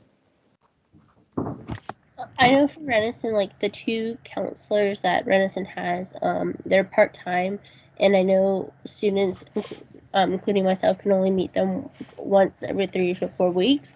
So before the pandemic, we could meet them like every other week, and we would like use up all our sessions for the semester. So I feel I can get, maybe I can see if I can get how everyone else is doing with accessing the services if you like. I just feel like that may be a gap, that the counselors are just, they can't see each other, like see students more to provide more mental health supports. But that's all I have. Thank you, Vicky. We are now at Matt. Hi, I just wanted to acknowledge Cannon's point, which I think is a really good one, and one that Megan and I have been thinking about. and that we are looking forward to kind of collaborating with societies on to try and figure out what people's questions are about Policy 71, and hopefully put out some academic integrity kind of short fact sheets that can really help people avoid the anxiety of being unsure about what academic integrity means within the online context. So hopefully that should be going. I've been dragging my heels because I was involved with the USA stuff and just my own life as well with classes, but hopefully should be seeing some of that happening over the next month. I don't know if Megan has anything to add to that. Megan, do you have anything to add to that? I'm not hearing you, so I'm thinking you're good. Mahavir now? I don't have any new point. You don't? Okay. Brian? Yeah, I just, especially with regards to the people I'm representing, a lot of the people who are close to me, obviously are first years and also are international students. And I think one of the greatest struggles with regards to interacting and even participating in a lot of the organizations or the groups that already exist is the time difference.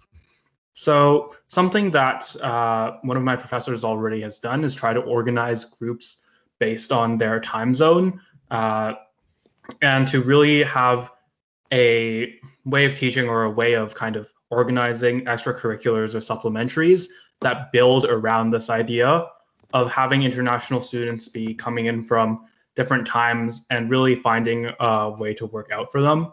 So I think when we're establishing our programs or building on some of the programs that already exist, we have to be keeping that in mind, and we have to be organizing these groups with time schedules and with those meetups basically first priority, because if you don't have time to meet, if you don't have time to actually interact, then you're not going to get that program working in whatever way it's intended to. All right, thank you, Brian. We have exceeded our time allocation for a regular discussion item. If councillors would like to continue this discussion, you can move to extend the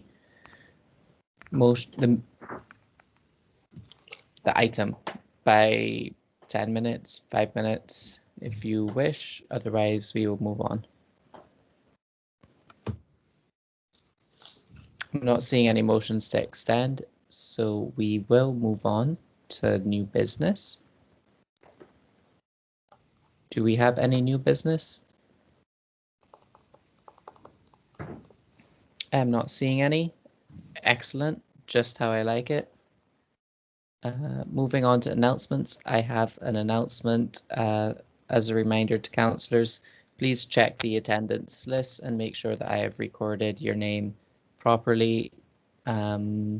Also check the attendance and committee log to make sure that I am not recording you absent when you are actually present. That's all I have.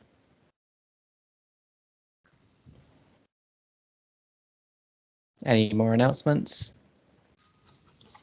Abby has an announcement. Go ahead, Abby. I just want to remind councillors, especially any of our new councillors or new representatives, about the follow-up email. There'll be a few action items from that email and some things that you have indicated today that you would like to see more of and read a little more about. And just as a general announcement, I'm pretty regularly sending an updates and opportunities email with information about different positions across campus. And while I'm sending it to you because I want you to know about it, I also have an expectation that you're sharing that with anyone in your constituency who you know might be interested, or just broadly.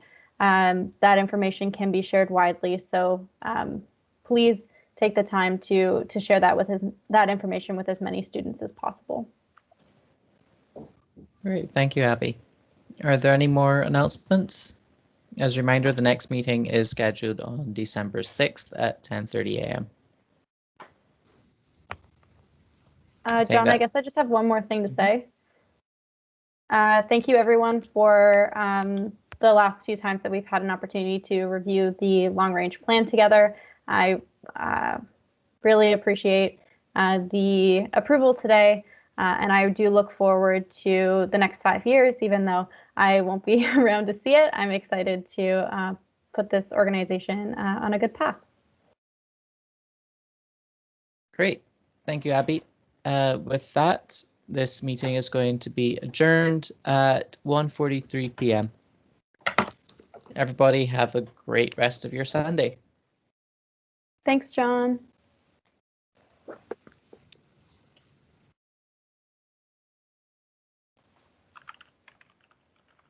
Bye, everyone.